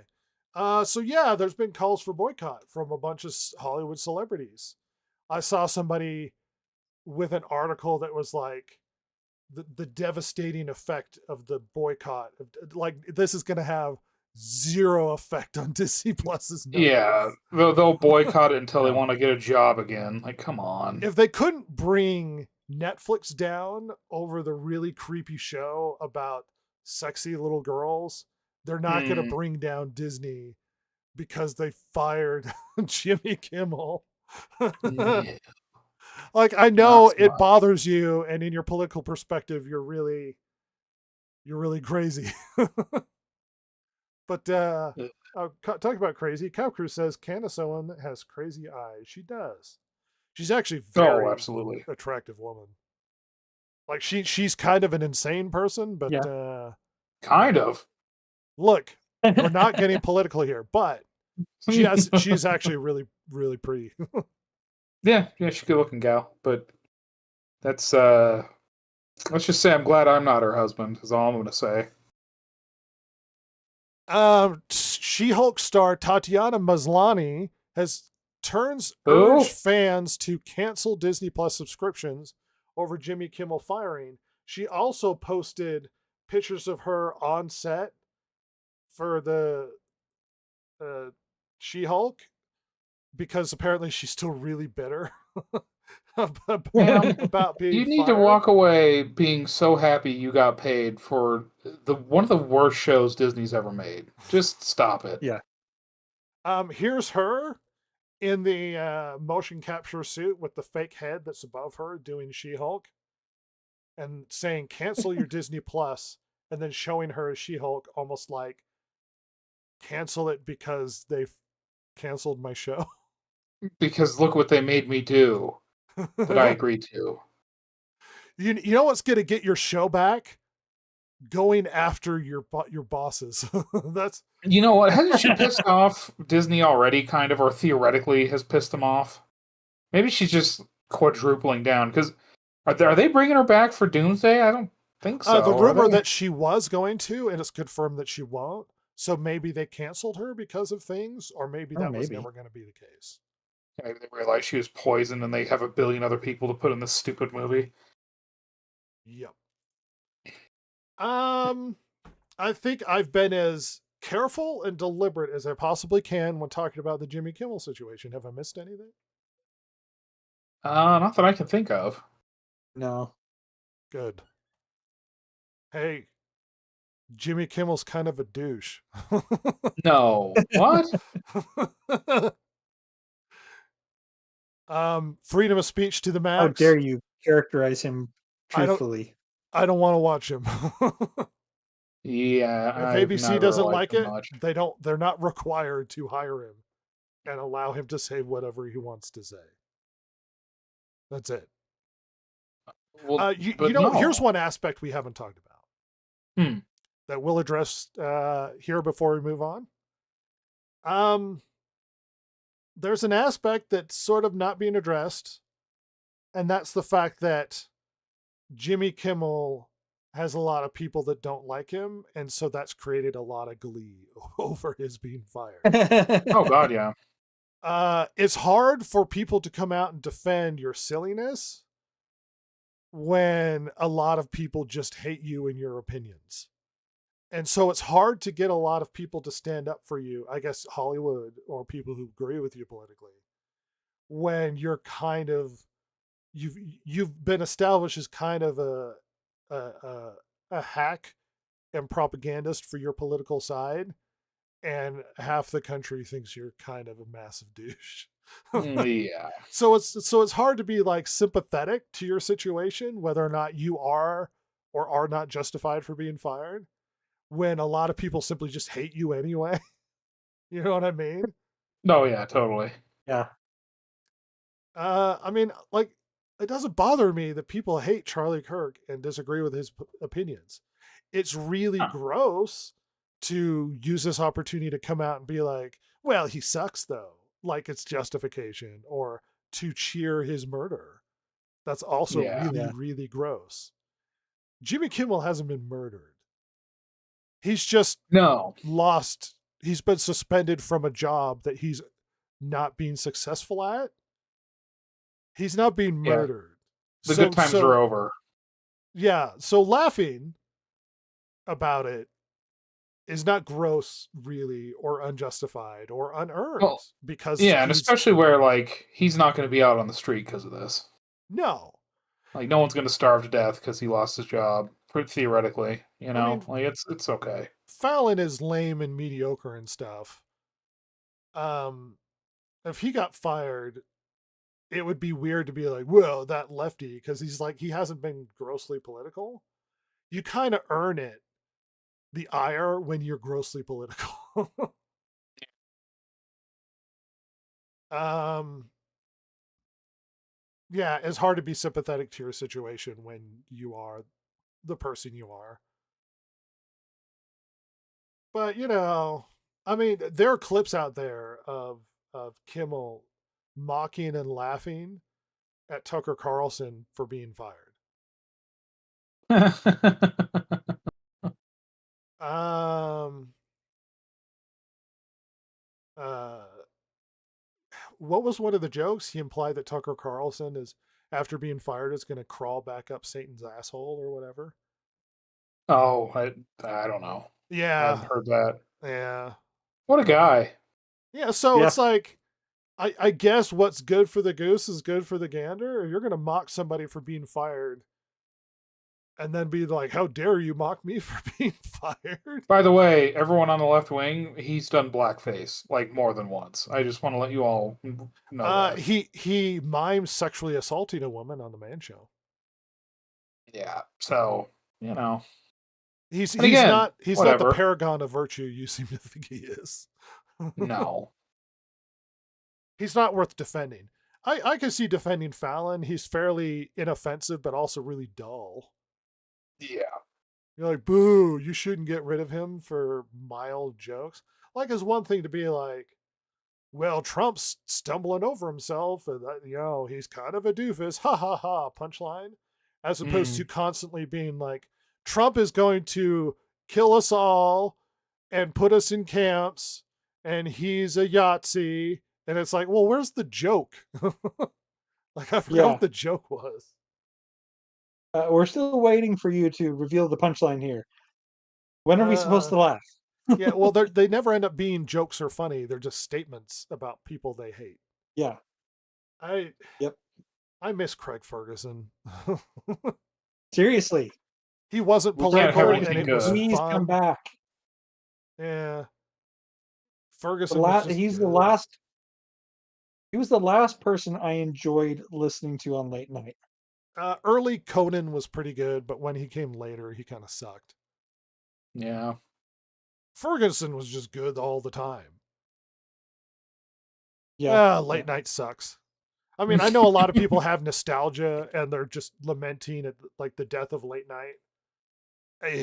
That's like, I really like horse and buggies, and I'm upset about these new cars. It's just the world is going to change, and there's nothing you can do about it. And you can opine the days when you used to get up and watch late night, late at night before you had to go to bed and go to work and stuff. But that's not the world we live in anymore.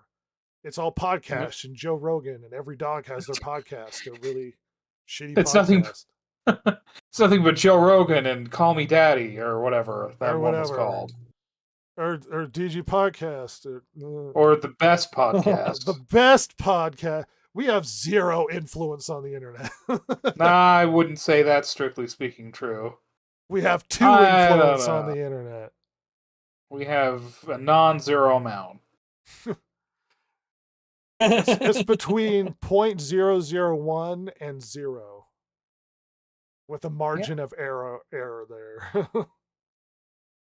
You know, Well, it's funny to be like, oh, just do another podcast like everybody and their dog and us.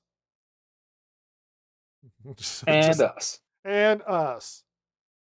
Oh, guess what?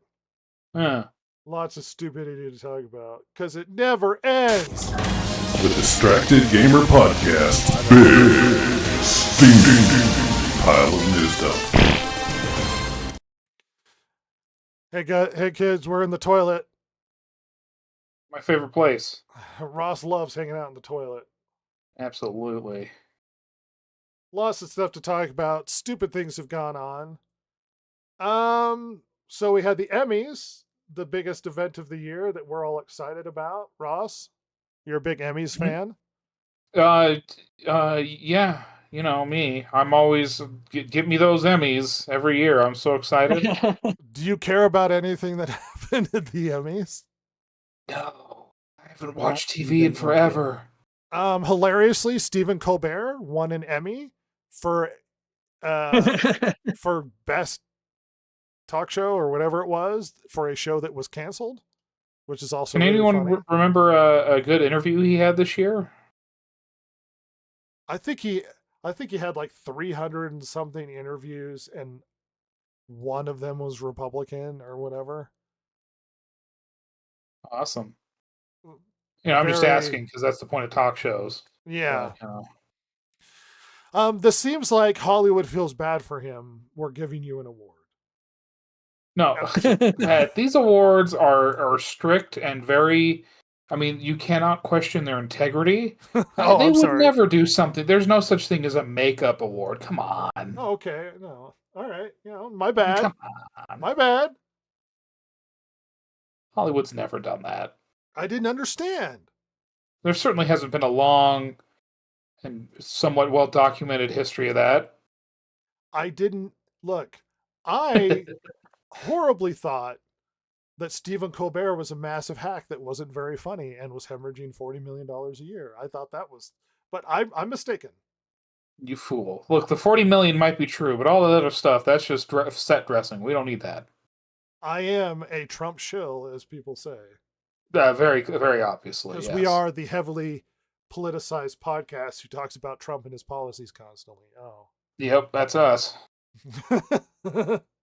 You know me. Yeah, so he won an award. He won an Emmy. They actually did something really clever. The host of the show did something really clever. His intention was to stop all of the political posturing. So he created a gimmick where for every second under 45 seconds, they donate an extra $1,000 to a children's charity. So to encourage you to be shorter, and for every second over 45, they take away 1,000. Oh my God. And it was going really well where they were up to like 100,000 something. And then you had a lot of political posturing and they lost like 60. Oh my God. That's really clever because that's a really bad look for whoever's giving the speech too. Like, you're taking money out. You know what they should have had like a little graphic in the corner, and the longer they speak, the more you pull the sandwich out of the child's mouth. oh my God. The thinner the slice of pie gets for the orphan child. And it gets to like a couple minutes and it's just the kid says, "I'm starving," and then you put little X's over their eyes or whatever. It's like a Newgrounds Flash game, you know? It's actually not a bad idea. Yeah, I like that. It's just apparently some people thought that their ability to preach their politics on a platform nobody cares about was more important than children. Well, they could change the world with their stupid Emmy speech, right? Don't you get that? There was actually back in the 70s where somebody made a political speech and somebody went out at the Oscars and lambasted them for using it as a way to push their political platform, and that was gross. And now every Oscars is people preaching their political platforms. Yeah, was that the Marlon, was that Brando? It might have been. Like people getting pissed off about Brando with the Sasheen Littlefeather. despite the fact that she was not Native American and a white I love woman. how that keeps happening. Yeah. That's just great. I love race Iron Eyes stealing. Cody, the other one. Just happens all the time. Also the other Emmy thing, I didn't bring up the video. Did you see the drama with Elizabeth Banks? No. It's the funniest video you could possibly watch on the internet. Oh, I'm not going to bring it up because I don't have the audio for you guys to listen to it. But she essentially gets up there and she goes, I haven't looked into it, but this is like the first time that we've ever had an award for best director where it's 4 women and 1 man, and it's just so exciting and amazing. And then she opens it up and the man won.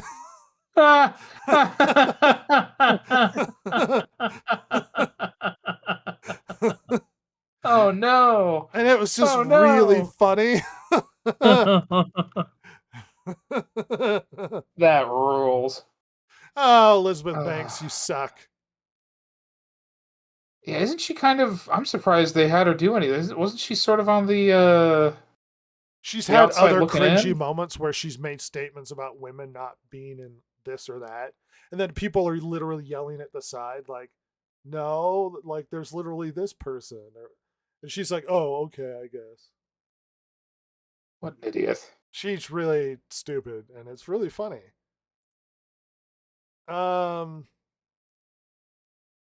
Speaking of stupidity, a false cancer diagnosis for J.K. Rowling spread across the internet with people cheering that she's going to die because they hate her.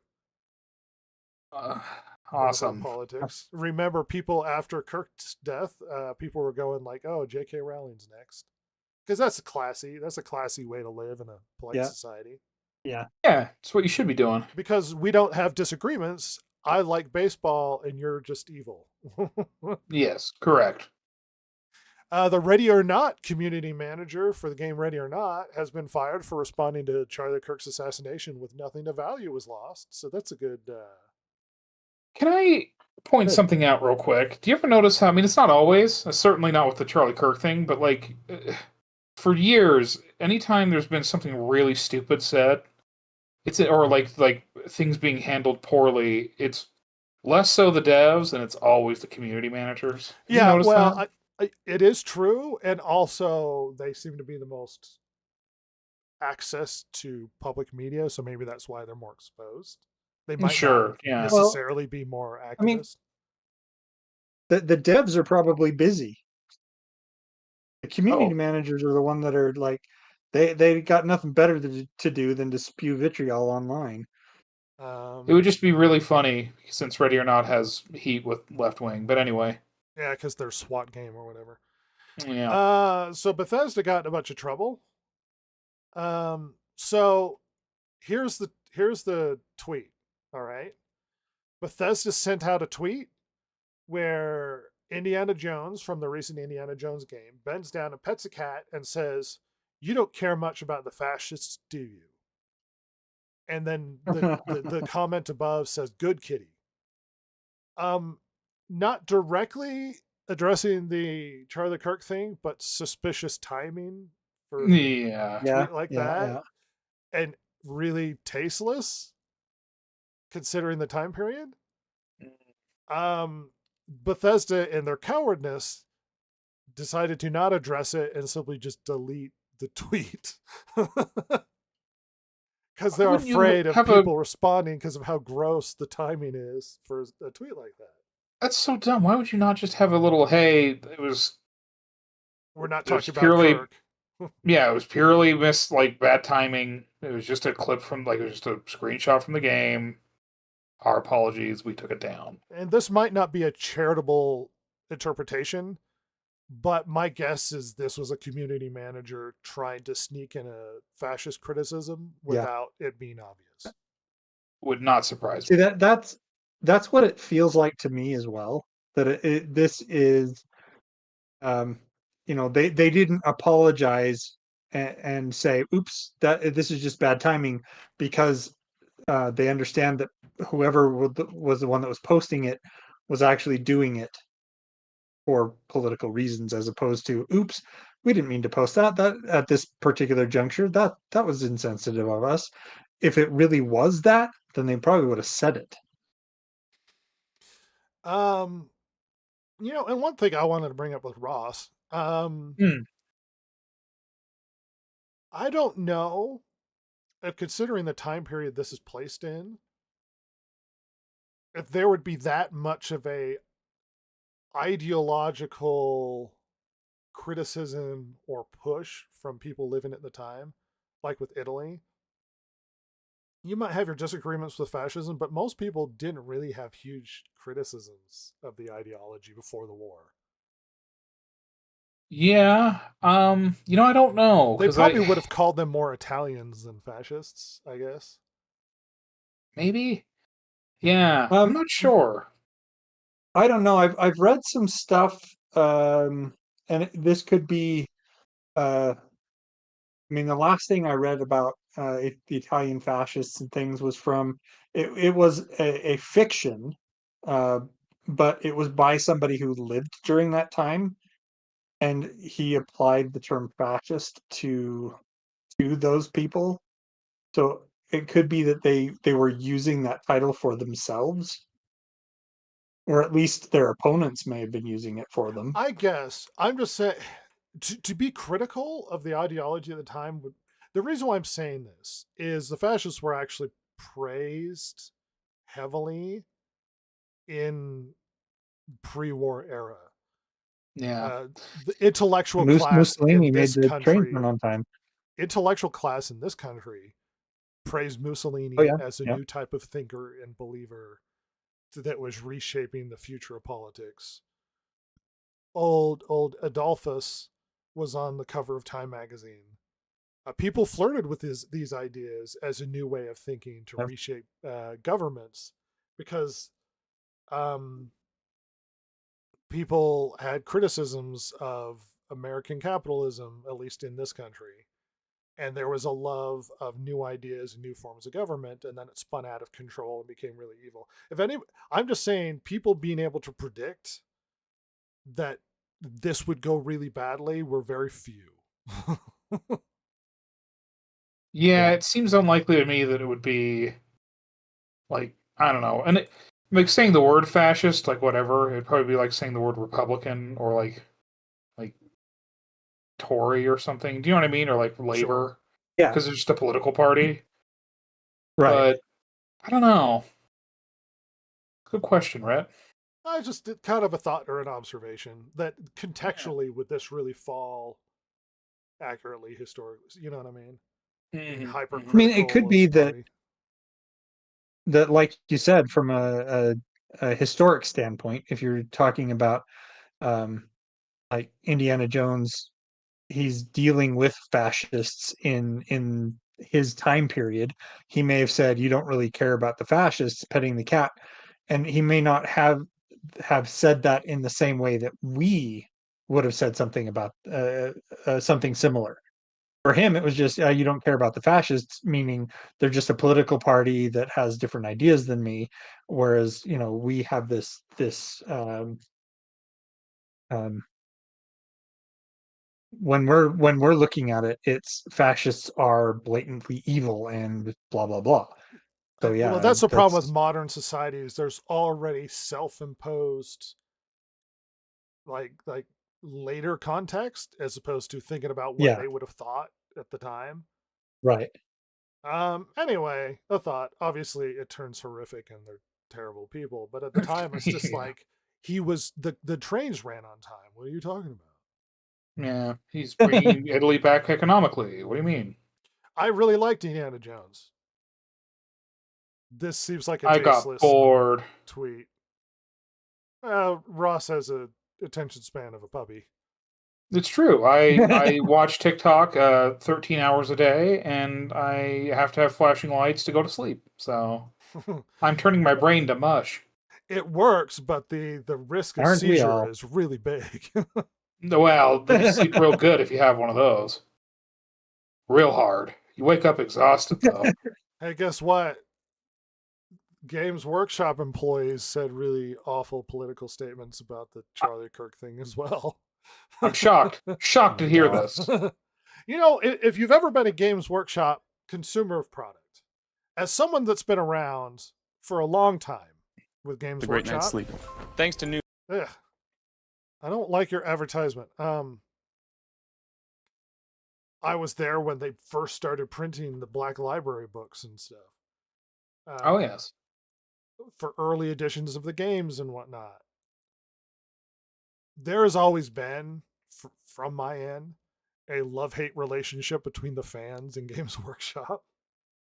Like, we like their games, but we hate the company's practices. Like, the amount of pissing and moaning I heard from middle-aged men when I was like 18 about Games Workshop, I cannot tell you. They hated the company at the time. Yeah, this is a long tradition. A long tradition of just hating Games Workshop. Of Games Workshop fucking it up. Yes, constantly. So it's no surprise, at least currently, that, we've had horrifically bad takes when it comes to Charlie Kirk and a bunch of other stuff, which set up a firestorm with Warhammer, the Warhammer Games Workshop community. And it's been really bad. So let's see what was said. From Games Workshop employee Mike Brandt. The right is actively doing things that will cause more death in various parts of the world, canceling U.S. aid, vaccine mandates, access to healthcare. This is tantamount to murder. And I don't like murder. So it's hypocrisy to celebrate the thing that we don't like. His passing may make the world a better place. The nature of his passing assuredly doesn't. What a horrible tweet. That is something that this guy should get fired over. You see what I mean? Of like, this isn't just disagreement. It's, I like baseball and you're evil. Yeah. God damn. That was really gross. Really stupid. So there's been a lot of heat from a company leader's personal social media, which readers may associate with the Warhammer brand. Apologies and clarifications also came in the same thread before he ultimately removed the post. It's even possible that admitting the need to clarify and removing the post seems to indicate that the line was crossed already. Shortly after these comments were made, Twitter highlighted another set of comments addressing not only Charlie Kirk, but also supposedly jokes about 9/11, and more allegedly by 3 other Games Workshop employees. I think it's worth to have a cost of, unfortunately. Oh, it's that gun thing when it comes to Charlie Kirk. Oh, God. Ugh. Which is, look, I don't care what your opinion is on guns or whatever. It was quoted contextually poorly and probably not the most charitable way to look at what he was trying to say. Yeah. Also saying happy 9/11 to all who celebrate. My God. What a scumbag. The fuck? Ew. Games Workshop, no! Hey, Games Workshop, happy 7/7, you dickheads. Kal-El, no! Yuck. Someone tried to clarify him and argue with him about the tweet. And his response was, I don't give a single shit. He's a fascist cunt carrying enormous amounts of water for a side that has no compunction committing structural and systemic political violence against the working class and the people of Gaza. Okay, so he's a reasonable, willing to hear other people's political opinions. Games Workshop, this is one of your employees, content specialist, copywriter, and editor. All right. Sorry, I'm trying to get his quotes accurate. I prefer not to curse, but this is the world we live in. Games Workshop employee, let's see. Encourage, let's see. This is the line that Dems need to push. It can't simply be political violence, it's bad. It must be political violence is bad, and Trump and his ilk are responsible for creating conditions right for political violence. Oh, so it's their fault. Absolutely. Yeah, I suppose we could It go has on nothing and to do on. with the fact that the ilk that he should be talking about are the ones that are calling the other side devils, fascists, and evil. It's obviously the right's fault. Moving on, Sucker Punch Studio head comments on the firing of the developer who joked about Charlie Kirk's death. Oh, that's good. What did he have to say? Let's see. Somebody asked him about the firing. He said the facts are accurate. Drew's no longer an employee here. I think we're aligned as a studio that celebrating or making light of someone's murder is a deal breaker for us, and we condemn that kind of in no uncertain terms. That's sort of our studio, and that's kind of where we are. Okay, that's a good statement. Nice. Except for that's not a statement. He made that on an interview. If they were brave, they would have made a public post on their social media. This was in an interview. Yeah. There was no deliberate statement addressing the controversy. This is him responding to a question in an interview. So if they were making a statement, like hey, this was bad, they would have made a statement, this was bad. It seems like there's a lot of people who are hoping that this stuff will just go away. No, they super are. It's not going away. You know, someone made a really good point. I can't remember who it was. That essentially, Charlie Kirk's death ended up being kind of a signal, like someone threw up a flare, and now everybody can see where everybody's standing, and it's kind of gross. Because all of the trolls kind of crawled out and then were surprised when they're like, "What? You don't like murder?" What? I don't know why you guys are upset. He's the personification of evil. He said things I disapprove of. And possibly the worst timing ever, though, after the controversy with Ghosts of Yotei and Sucker Punch Studios, days after the trailer for Ghosts of Yotei hit the internet. Oh. And it has been destroyed on YouTube. That's a whoopsie. Destroyed on YouTube. Like every comment is rest in peace, Charlie Kirk. Here's a rest in peace, Jin Sakai, the character from the first game. Or rest in peace, Ozzy Osbourne for some reason. Yeah. The reaction to the trailer, like they turned hating your company into a cause, and that's one thing you don't want to do. Yeah. Yikes. You need to make public statement immediately. Be like, we disagree. We're trying to make a great game. We hope you like it. Instead, they set themselves up for being just, let's unite around hating Ghosts of Yotei. I mean, if you care, that's something you would do. Yeah. If you don't care, then just whatever. Take it in the chin. Weeks after the event, Roger Jackson has been arrested. Finally. God damn. I know. Everybody was like, why wasn't he arrested immediately? Like, I mean, just that night. Like, what the hell? If not the next day at the very least. He should have been in cuffs immediately.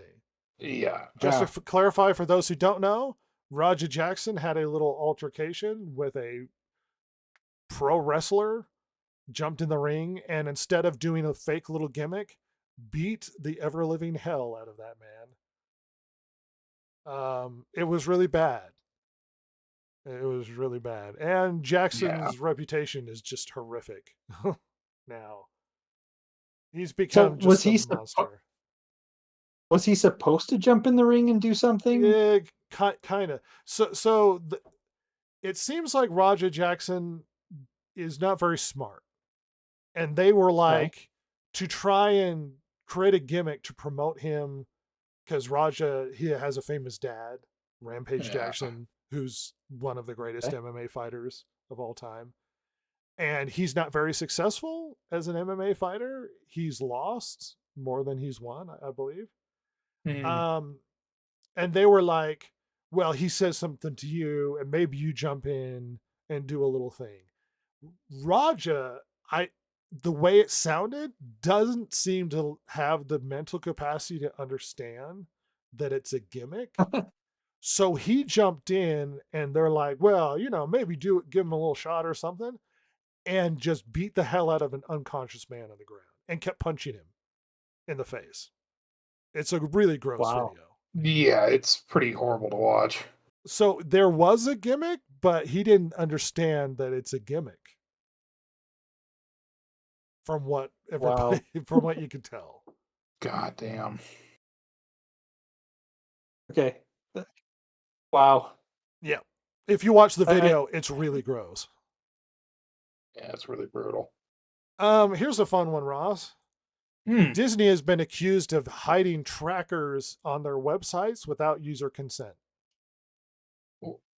Oh.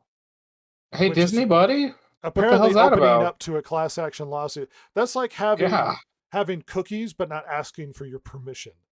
I was gonna say, what kind of old internet bullshit is that?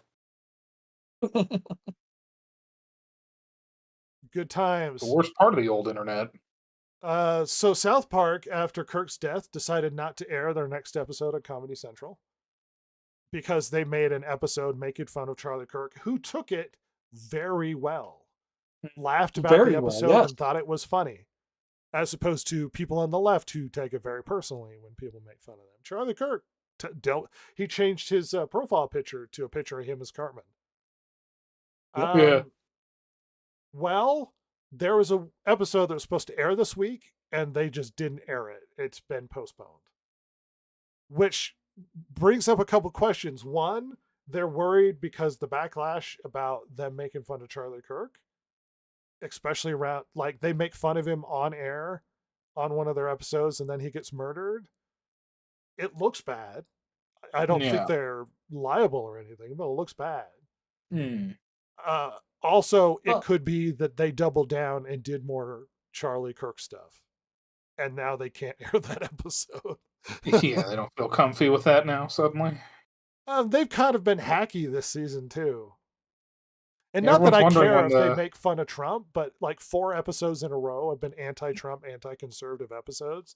When you didn't make one comment about Biden, who is the funniest, easiest to make fun of. It seemed pretty biased. I'm pathetic on your guys' part. By and large, I like South Park, but they're not always right, and they're not always funny. Yeah, not every episode's a banger. Just to clarify, freedom of speech, I don't think they should be canceled. Oh, no. But if you disagree with what they're doing, don't watch it. And there you go. Is it that hard? Yes. It's incredibly difficult. I want them to always agree with me. Yeah. So the new trailer for the new Witcher's come out, and it's also been destroyed on YouTube. Is this the first season without the Liam Hemsworth? Yes. So this is his first season. Yeah. Yikes. And it's going down as you'd expect, as people destroy the trailer on YouTube, and it's just hated. Everybody hates it. No one likes the show. Everybody hates it. And they hate the showrunners. And apparently Netflix is trying to shove out Witcher Season 4 along with a spin-off called The Rats at the same time. I think they're just trying to crap this all out to try and get divest themselves. Yeah, The Witcher, what was it, Bloodlines or whatever, they released like in the middle of the night with no fanfare and everyone hated it. Yeah. Hey, you remember when Witcher was the heir apparent to like the Game of Thrones? Yes, sort of? They thought it was going to be, yeah. Yeah. Season 1 was all right. Huh? It wasn't amazing, but it was all right. And then it just got worse. It became the girl boss show and not the Geralt show, which is The Witcher's about Geralt. And it didn't help that we started getting word from the showrunners how much they hated The Witcher. Behind the scenes, people, Bo DeMayo, who worked on X-Men 97, worked on The Witcher, and he talked about how much the showrunners hated it. Shut up. My phone started telling me about Bo DeMayo. Oh, that's nice. Basically, like the showrunner would actively say how much she hated The Witcher and how much she disagreed with Henry Cavill openly. Henry Cavill kept picking fights trying to make the show more accurate to the books, and she didn't like the books or the lore. And you could tell the show slowly turned into the show about women witches and not about Geralt of Rivia, which is what The Witcher's about. It's called The Witcher, of all things. For a reason. And it went from, hey, everybody loves The Witcher to everybody hates The Witcher. Imagine Everyone's that. sick of this now. And The Witcher sucks, and you've now lost huge amounts of money because you inserted your politics instead of honoring the original source material. Everybody thinks they know better. The reason why you bought the franchise was to make a show about The Witcher. That you don't buy a franchise to adapt it to your political ideology to insert your messaging. That's not what you're supposed to do. You don't understand. People like The Witcher because they like The Witcher, not because it's stupid fantasy, whatever. So if you change things, it's no longer the thing they like. You're not better. Look, if you could write a better, more culturally influential book, then do it. Stop ruining everybody else's crap they like. Oh, well, I know better. I'm just going to change it and it'll just be better. And it's like, what makes you think you're I better? think I know what I'm doing, Red. No, it's like, you know what? Tolkien was stupid. I'm going to write a better Tolkien where it's about Galadriel being just an insufferable douche. I you don't prefer like douchey it? Ladriel, thank you. You don't like it? That means you don't like Tolkien. No, this isn't Tolkien anymore. This is your thing. So, yes, The Witcher Season 4 is being destroyed on the internet, and Netflix is just desperately trying to get it out of the way because no one likes The Witcher anymore. You've ruined another franchise that could go really well. Hey, Ross, is there a video franchise that I historically really love? Video game? Yeah. Yeah, there's a couple. Maybe we had a summer praising it. Oh, the Splinter Cell. Yeah.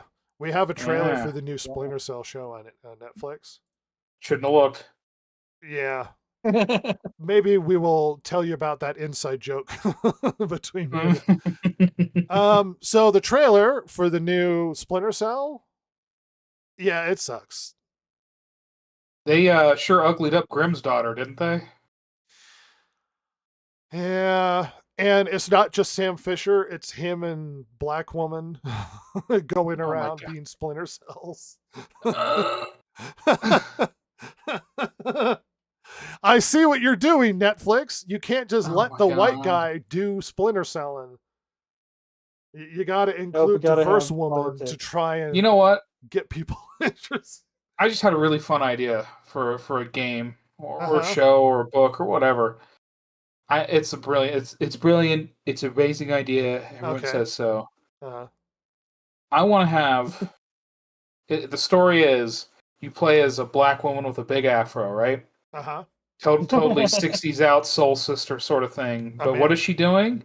What? She's infiltrating like Maoist, like black organizations in 60s and 70s America for the FBI. Oh. See, people won't know what to do with it. You went serious with that? I thought you were going to go silly. That's an interesting... No, I want to go serious because I want to see the silly reactions, because people who like the soul sister vibe are going to hate that she works for the FBI. Rhett's dying. Slowly. It'll happen eventually, though. Someday. Life is terminal. Sadly. I thought you were going to be like, Black Afro woman infiltrates KKK, like she can pull it off because she's diverse woman. Hey, I would be into that too.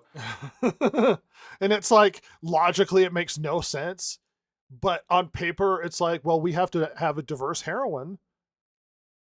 And it's like, but there's no way they would let her like become a member. Like, that doesn't make any sense. No, I want it to be. Yeah, I want to see. I just want to see the reaction because the reaction will be hilarious. Yeah, I love Splinter Cell. Love Splinter Cell. The show sucks. It looks bad. Sad. Talking about conspiracy, Roseanne basically said that Barack Obama and Michelle directly called and pressured Disney and Bob Iger to have her fired. Oh, I mean, big if true. If you But, can confirm this, yeah. I Yeah, guess. seriously. Remember when Huh. you and your wife called Bob Iger to have me fired? I mean, it's a conspiracy until she can confirm that. If that's true, then like, oh, Trump did this, and it's like, well, it falls on deaf ears now. Yeah, Yeah, kind of. seriously. Cancel culture. We love Hey, it. hey, Ross, there's been a lot Hmm? of drama with them Borderlands. Oh, has there? Really? You know, I bet I know someone who's handled it really well for them. Randy, Randy, you greasy piece of shit. his dealing with the controversy around Borderlands has been beautiful. By the way, I just want to point out, I'm going to get on my soapbox as I do.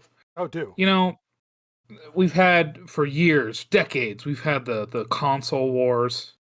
And now it seems like that's finally tapering out because, well, they're dying. And what we're left with is the PC Master Race. Welcome to the fucking PC Master Race. You're going to pay $80 or $70, whatever it ended up being. They wanted to charge you at like $80, by the way. And it doesn't even fucking run on a beast machine because they are so Right. sloppy. They have such shit-ass people working for them now that they can't get these games to run on beastly streamer guy setups. People who make their living playing video games. Welcome. The great world we have now. I sure do miss the console days when I could just throw it in the goddamn console and it'd run. Well, I liked a lot of the condescending responses from Randy. Oh, it's so funny. Where it was like, well, maybe you just need to upgrade your PC, and then everybody was like, I have the best video card you can buy right now. You dickhead. God. Or what were some of the other awfully condescending? Oh, well, if you don't like it, make your own game engine. I like that one. Oh my god. Fact that they were endorsing walkthroughs to help people optimize their system so that it would actually run the game. Like, no, that's on you. That's not on us. By the way, I love that Randy is saying make your own game engine. Randy, you didn't make your own game engine. Isn't that game made with Unreal? I don't know. I just I'm like pretty how sure it's an condescending it UE5 was. game. Well, you make your own thing, and it's like, I Yeah, like Randy, this. make your own thing. I like this comment here. Randy, please put your phone down. Please, I beg you. Yes, Borderlands 4 is on Unreal Engine 5. Yeah. From the article here, it says, I can't say I'm surprised, considering the pattern of Unreal Engine 5 games and their poor optimization and performance. But Borderlands 4 is another disaster for PC gamers, and instead of focusing on improving game stability, Randy Pitchford, Gearbox Software CEO, has come out with yet another hot take. Originally reported on Notebook Check, Randy Pitchford has taken X yet again with another controversial tweet suggesting Borderlands 4 is a premium game made for premium gamers. That can't be expected to run on old PC hardware. It's not the first time Gearbox Software CEO has left the PC gaming community irritated, since Pitchford last told fans that if they were real fans, then they would make it happen, as in find a way to pay for their $80 game. If you're a real fan, you'd figure out a way to afford it. Oh my god.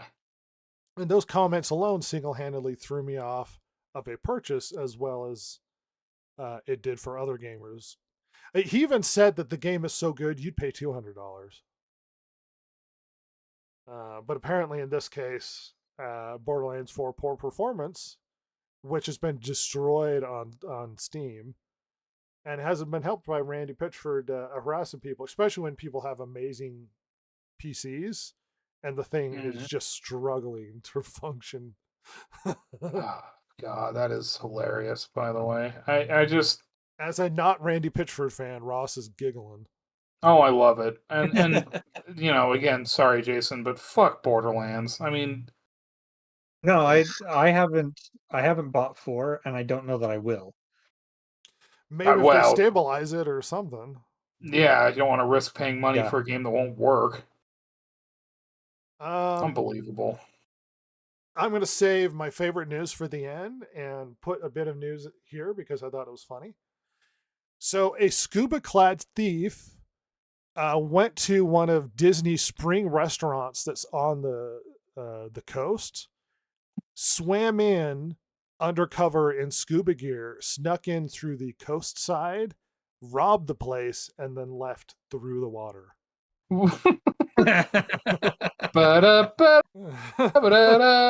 Making off with between $10,000 and $20,000 before vanishing in the waters, never to be seen again.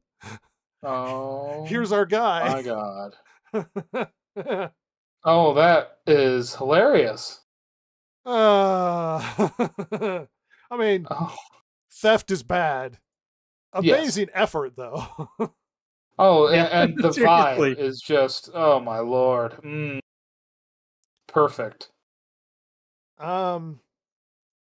More horrible news.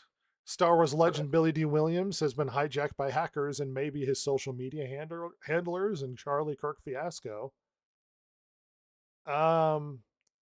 Apparently, let's see, one of his accounts at this point, after all, is one thing to be hacked by a user that posts empathetic responses to national tragedy and then clarify. It's another to vow those views don't belong to the account whatsoever.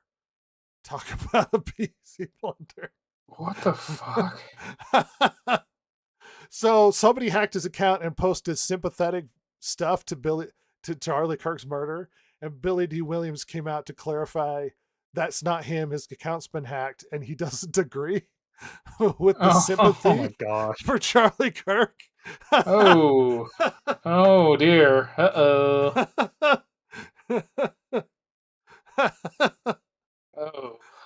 Maybe you Sweet should. baby. Well, Maybe you should have dude, clarified. when you're dude, don't stop digging. In this Hello. case, you didn't have to say anything. Hello, Peter. Welcome to the cool side of the pillow. The cool side of the pillow. And the most important news of the week, Ross, that erases everything, and we should just forget all of the other conversation beforehand. Battlefield 6 has not one, but 3 Limp Bizkit songs for whatever reason. Game of the year. Game of the year. Game of the year. Fred Durst Give it is now. rolling through my heart, bringing Boys. Battlefield to our consoles. We are so back. We are so back, you guys.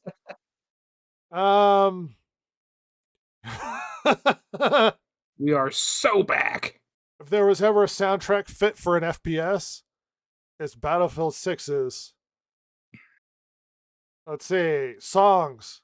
Awake by Godsmack. Bodies by Drowning Pool. Break Stuff, Limp Bizkit. Yeah. That song is blamed directly for destroying any future chances of a return to Woodstock? Woodstock. Yeah. What was it? Woodstock 97? Or 99. 99. So they tried to bring back Woodstock Everybody from the original, and it was all like 90s bands. And Limp Bizkit came out and did the song Break Stuff, which isn't the hippie anthem of Let's All Love Each Other. It's the I hate the world and I'm really angry and I just want to break stuff, which they blame for causing the riot that caused the mass destruction that followed at, That rocks. at Woodstock. Can't Stop by Love Red Hot that. Chili Peppers, Domination by Oh. Pantera. I'm going to be honest. These whoever's doing the picking the music for this is amazing taste. I would say it's White Boy Summer, but it's going to be White Boy Fall. Got Each Comes out Other, in the October. Interrupters featuring Rancid. I'm not familiar with the song. Hey Man, Nice Shot. Filter. Oh. Invaders Must Die, Prodigy. Love that. Making Love to Morgan Wallen from Limp Bizkit. Master of War from Bob Dylan. Nothing But an AG Thing by Dr. Dre and Snoop Dogg. Yeah. Pain by Chalk. You'll Never Guess Who Died, The Kinnison. Battlefield, The After Party by Mike Henry Jackson and Limp Bizkit. No Rollin'? Nah, I don't need that. We got break stuff. Yeah, that's it. Come on. Rollin'. Fred Durst. Well, this game's definitely being purchased by yours truly. I'm just doing it so I can listen to Limp Bizkit. I don't know what you're talking about. my Limp Bizkit soundtrack? It's a game. Yeah, but I just need it for the music. Imagine it being 2025, right? And you're like, we need original song for our Battlefield game. You know what I need to call? Fred Durst. That's the man. You're like, who do we need to get back to Roland liking guy? our video games? Here's Moosey. What was the there was a bunch of conversation about how what is that? Crazy Taxi. That they're going to do a remake of Crazy Taxi. That could be fun. Yeah, the music though, it's really important to that game. Yes. Yeah, it is. Yeah. And there was a lot of conversation as to like, so are we going to get back Offspring and whatnot, who are like vitally important for the theme of Crazy Taxi? Absolutely. Yeah. Or is it could just be like horrible modern music that doesn't fit the feel of Crazy Taxi? Sabrina Carpenter. Just going to be jamming and trying to race at like impossible speeds through cities, hopefully not crashing to some Taylor Swift or something. Pick up some early thousands idiots to take them to the pizza shop or whatever. Yeah. Offspring is just vital to the theme of Crazy Taxi. I mean, it kind of is. It's all about the vibe. I mean, the music was kind of vital to like the Tony Hawk games. Oh yeah, absolutely. Yeah. Like you can't play those without certain music being played in the background. Well, you know what's funny is the music will be the reason these games will not be available in online stores years from now. Like if they do remake Crazy Taxi 10 years after its release, it may be the licensing will be the problem. Music is always the problem with the licensing, inevitably. Yeah. Oh yeah. Yeah. It's a bummer. Because I was sitting Get there better going, deals. you know, that's why there's a lot of games you can't get anymore, is because they can't redistribute because of licensing.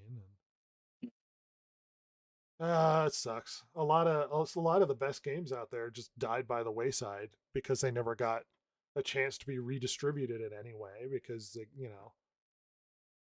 licensing. Yeah, my beautiful Settlers of Catan Xbox Live game. Yeah. God damn it. Oh boy. So Ross, do you think we're going to have a stupid conversation about video games next week, or are we just cursed to the next tragedy? There's no more dumb bullshit. The dumb bullshit I want is more Randy. Give me Randy Pitchford being a greasy douche. Yeah. I don't need any more of this Charlie Kirk, Jimmy Kimmel. No more. We don't need any more of this. So everybody in the world, stop it. For the sake of the DG podcast, calm down. For the sake of your best friend Ross, don't do this. You know what we're probably going to get is Randy Pitchford talking down to people about Borderlands 4 and then integrating Charlie Kirk commentary in. You know what? I'll take it at this point. Close enough. God damn. He's like, well, Battlefield Borderlands 4 doesn't work because Charlie Kirk has said horrible things that I disagree with. Oh yeah. Okay. Well, this is Charlie Kirk's fault. I mean, what are you I talking love about, that for Randy? him. Randy, you piece of shit. Trump actively destroyed our game engine.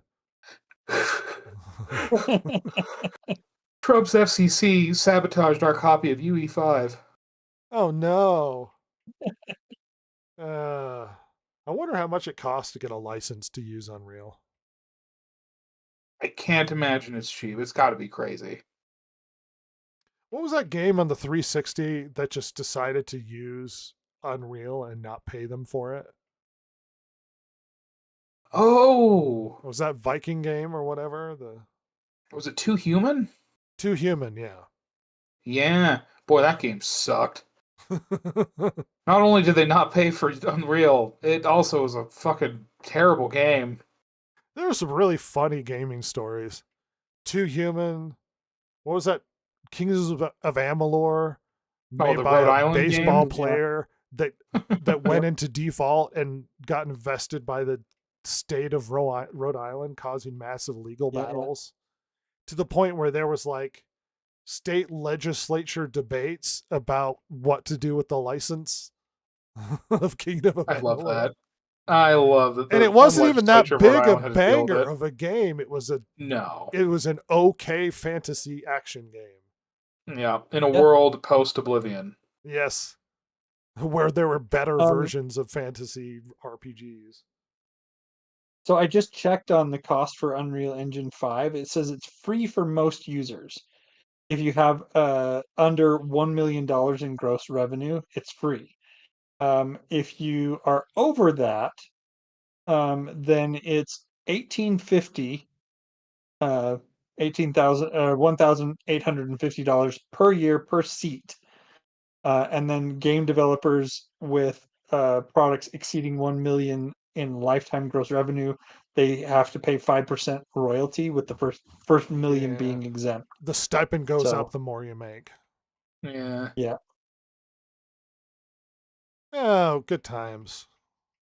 Well, and anything else? I think we have exhaustively talked about the Jimmy Fallon thing, and hopefully he goes away forever, which is not going to be the case. He'll finally get on the air and then say something really, really ridiculous, and then we'll have to bring it up again. Just go away. Yeah. You haven't been funny for a long time, Jimmy. Rude. Go away. Make your podcast you've been wanting to make. Be the new Rogan. Go away, you dumb animal. I don't think he's creative enough to do that. Be Rogan. Shave your head, get really into MMA, and be just as funny as Rogan is. Yep. Because Rogan is not funny. Nah, deeply unfunny. He's a terrible comedian. He is terrible. He's a bad comedian. I've never seen any of his shows that were any funny. Yeah, he's a good podcaster. He can interview people pretty good. He's very good at the podcast. It's engaging whether or not you like him.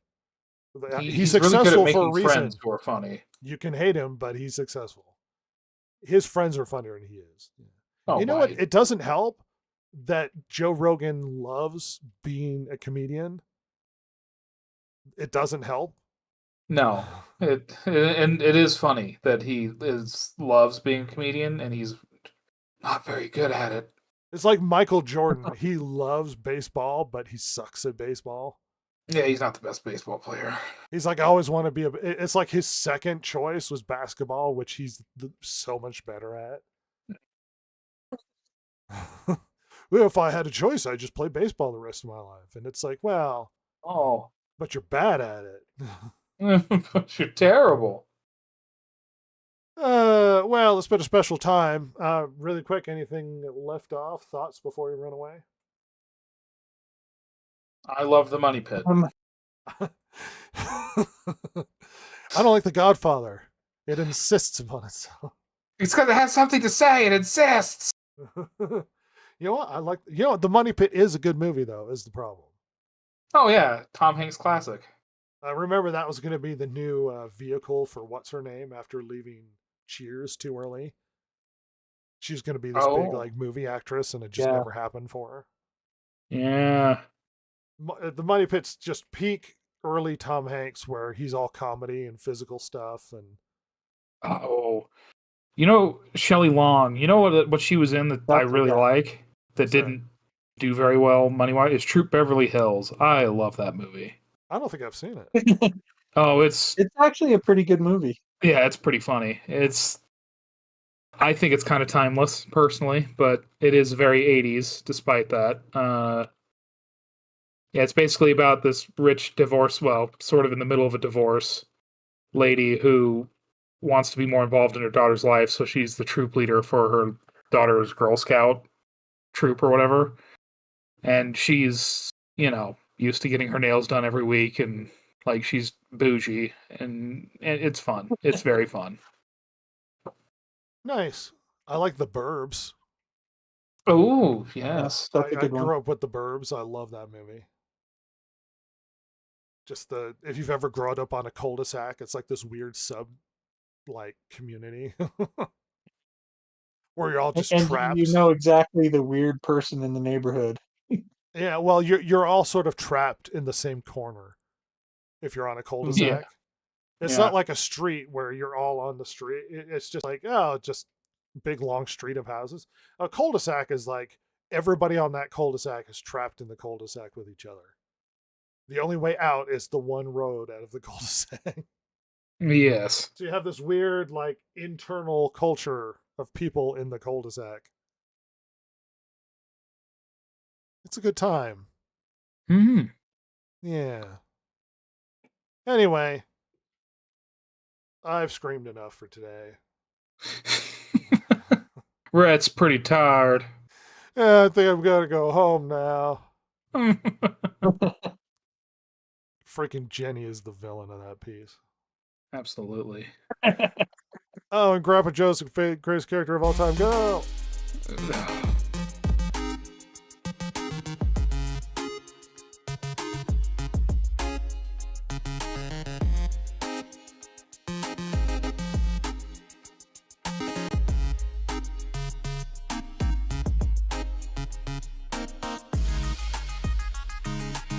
If you like the show, follow Rhett, Jason, Ross, and Silver, the world's most lethally stupid internet personalities, on Twitter at DG Podcast or on Instagram at Distracted Gamers. If you liked or hated what you heard here today, you can email them at thedistractedgamers@gmail.com and share your feelings. Not that Jason would care, since he hasn't any, of course. Oh my God, it's so juicy.